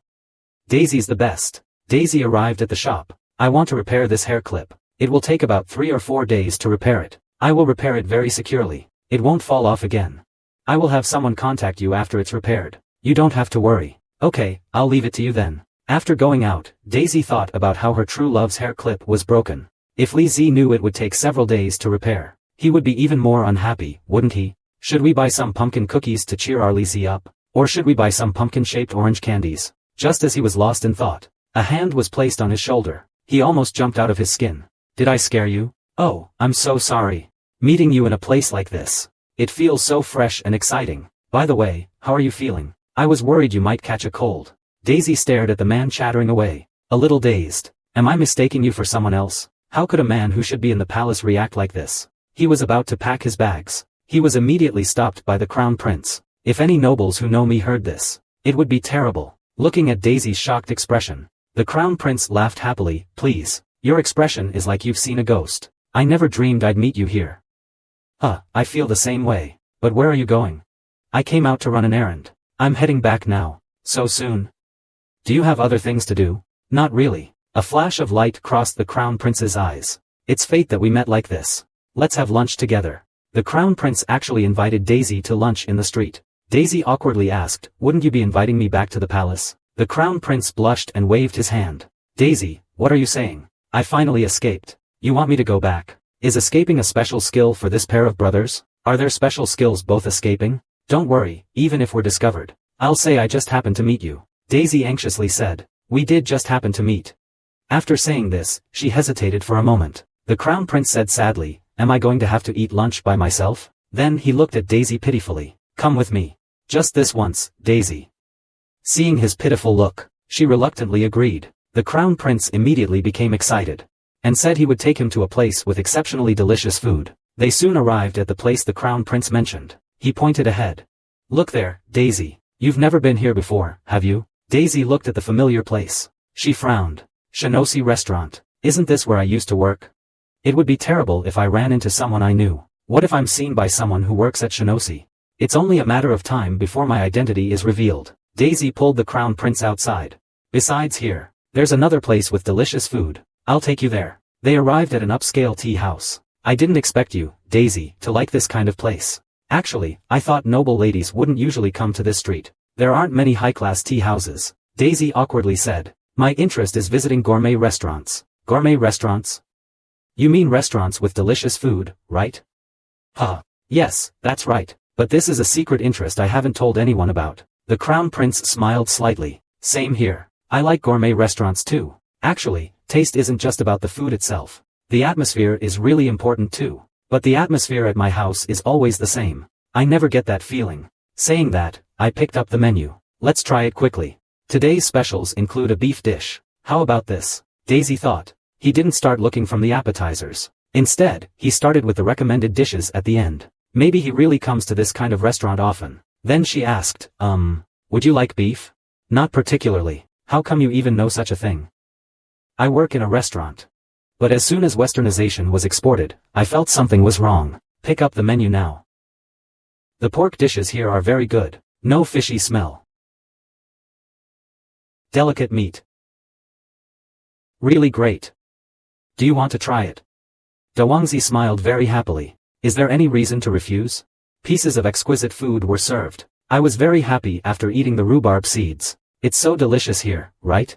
Daisy asked curiously. Then do you use this pseudonym every time you come out? Would you like to try some? Dawangzi laughed unusually happily. What reason is there to refuse? Plate after plate of exquisite food was served. Dawangzi was very happy after eating. This is so delicious. Daisy asked curiously. So, do you use this alias every time you go out? The Crown Prince looked around. Then he approached Daisy. He whispered, isn't my name Clublando? It's a character from my name. Daisy covered her mouth and laughed. But then she noticed the Crown Prince was staring at her blankly. Why did he suddenly have that expression? The Crown Prince said seriously, Daisy.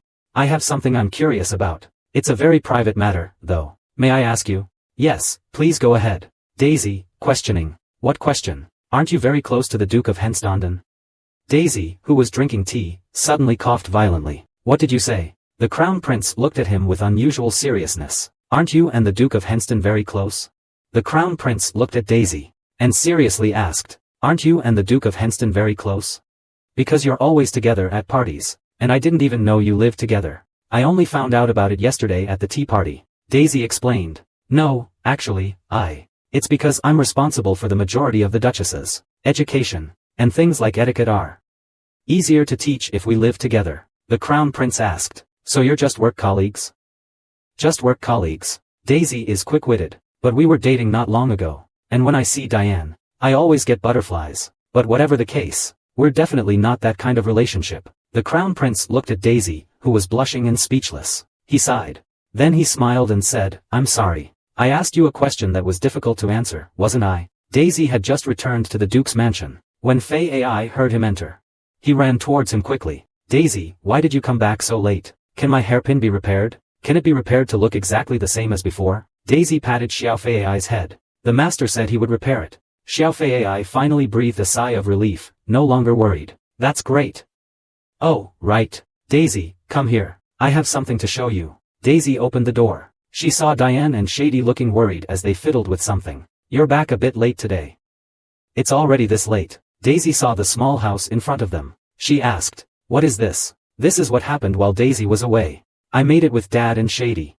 Now we just need to put on this chocolate door and it's done. Shady stretched. You wouldn't believe how long the young lady cried, because Daisy hadn't come home so late. The young lady thought the house was definitely beyond repair. She was heartbroken for a long time. It turns out they made this because of the chestnuts. Then I bowed my head and apologized to Xiaofei. I'm sorry, Fei Erota. Actually, I met someone and came back late. Is that so? Daisy was very busy today too. Who's a bitch?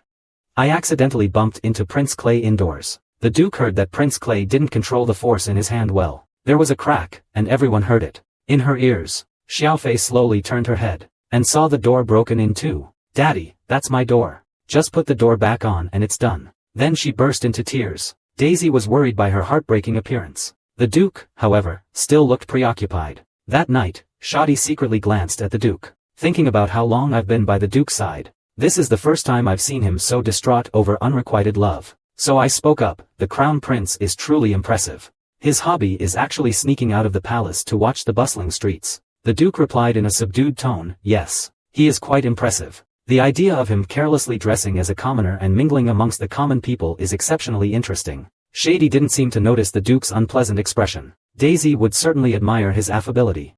Compared to someone who says nothing and stands there stiffly with a blank expression, he's definitely much easier to get along with. Seeing the Duke's hand unconsciously tighten around his pen, Shady decided to take the heat at home. It seems they chatted a lot together. Daisy said she laughed until her stomach hurt. This is the first time I've ever seen Daisy so happy. The Duke couldn't stand it. He spoke coldly to Shady. Shady jumped. Looking at the Duke's cold expression, he thought, it's all because you always make the atmosphere so tense. She can't even have a relationship. How hard it must be for Daisy. The Duke cleared his throat. He asked, am I really that insensitive? Shadi thought, he's taken the bait. Rather than insensitive, it's more that it's difficult to see through your thoughts. That's the problem. It's difficult to see through my thoughts. If you like someone, just say you like them. If you're happy, say you're happy. If you find someone cute, say it. If you dislike something, say you dislike it.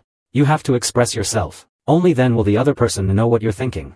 The Duke looked down, puzzled. Do you have to say these things out loud to know? As someone who has served you for so long, my friend, for many years, I absolutely must tell you today. If this continues, if Daisy gets charmed by Prince Clara, what will you do? This chapter is the last chapter of Season 1. Season 2 is not yet available because the manga artist hasn't finished drawing it. So this chapter is the end. A letter tied with a red ribbon arrived at the Duke's mansion late at night. This indicated a message of utmost urgency. The Duke was packing his bags. While pondering Shady's words, Prince Kron's personality is lively and straightforward. This is one of his strengths. He's always been good at expressing his feelings about things he likes. This time, he's going to bonus. I don't know when I'll be able to come back. Don't even mention it. He might even grow distant from you. The next morning, Daisy came out to see the Duke off. Be careful on the road. Although Fiolata and the second prince won't be connected for a long time, you're still worried, aren't you? No matter what, I will find a way to forcibly reverse it. But if the Duke wants to defeat the enemy, you have to show it for him to know. He then walked in front of Daisy, bent down, and hugged her. Then, he gently kissed her on the cheek. Daisy's face instantly turned red. The Duke hugged Daisy tightly, whispering in his ear, I'll be back soon. Daisy clutched the Duke's clothes, nodding in his arms, because I'll miss you so much. After the Duke left, Daisy remained in a daze. Even while eating, her mind was filled with, because I'll miss you so much. Even during the endless loop and afternoon tea, this sentence was in my head. Until I saw Xiaofei's wildly sticking up hair, I reached out to smooth it down. Xiaofei smiled at Daisy. Daisy, you're like Dad doing that. Hearing those words, Daisy's heart, which had finally calmed down, started beating rapidly again. It took a while for her to calm down again. Xiaofei curiously asked, but what is Dad doing now? Just then, Xiadi suddenly rushed over. Daisy, you have a letter. Xiaofei curiously asked, is it from Dad? Daisy took the letter and looked at it. The emblem, it's from the Crown Prince. Your Highness, is there something you need? After Daisy read the letter, she said His Highness wants to visit. When his official car passes by, he could stop by. A disgruntled mutter. Why did he choose a time when the Duke isn't here? He really knows how to pick his timing. But we can't stop His Royal Highness from coming. Since he's just passing by on official business, he shouldn't stay long, right? That's right, he must be very busy. After all, he has official business to attend to. So, to avoid delaying His Royal Highness's work, let's just offer him a brief cup of tea. That's how we'll receive him. What do you think? Daisy hesitated for a moment. Just a cup of tea. Suddenly, the sound of horses' hooves approached. He arrived so quickly. The Crown Prince, dressed in fine attire, entered the Duke's mansion. Daisy quickly used the etiquette she had learned to greet and pay her respects. Your Highness, the Crown Prince. It's our honor to have you visit. The Crown Prince said solemnly, I wonder if my sudden visit has caused you any trouble. Miss Daisy. How could it be troublesome? No, Your Highness. Why did your tone suddenly change? He doesn't usually speak like this in the palace. I must have startled the miss. Please be magnanimous, miss. Forgive me, you're completely overthinking it. Please don't say that. Though I don't know what's going on. I can only cooperate with him as best I can. The Crown Prince stared at Daisy without speaking further. But Daisy, the object of his gaze, didn't know what to do. Finally, the Crown Prince couldn't hold it in any longer. He burst out laughing. You really didn't mind at all? Don't you all have something you want to say to me? Why so sudden? There must be something, right? Daisy was a little unhappy. Is he joking? This prince is too. But before he could finish paying, a loud thump came from the large box brought by the Crown Prince. The second prince actually climbed out of the box. Oh, I'm exhausted. The servants were startled to see the second prince emerge from the chest. They were quite flustered. My goodness, how could Edward? Seeing the first prince ahead, the second prince was overjoyed. He was thrilled. He clenched his little fists and ran towards the first prince. She was shocked to see the second prince. Shock is unacceptable. Absolutely not. Our example. Meanwhile, Xiaofei was at the upstairs window, seeing the second prince, thinking disgruntledly, who does he think he is?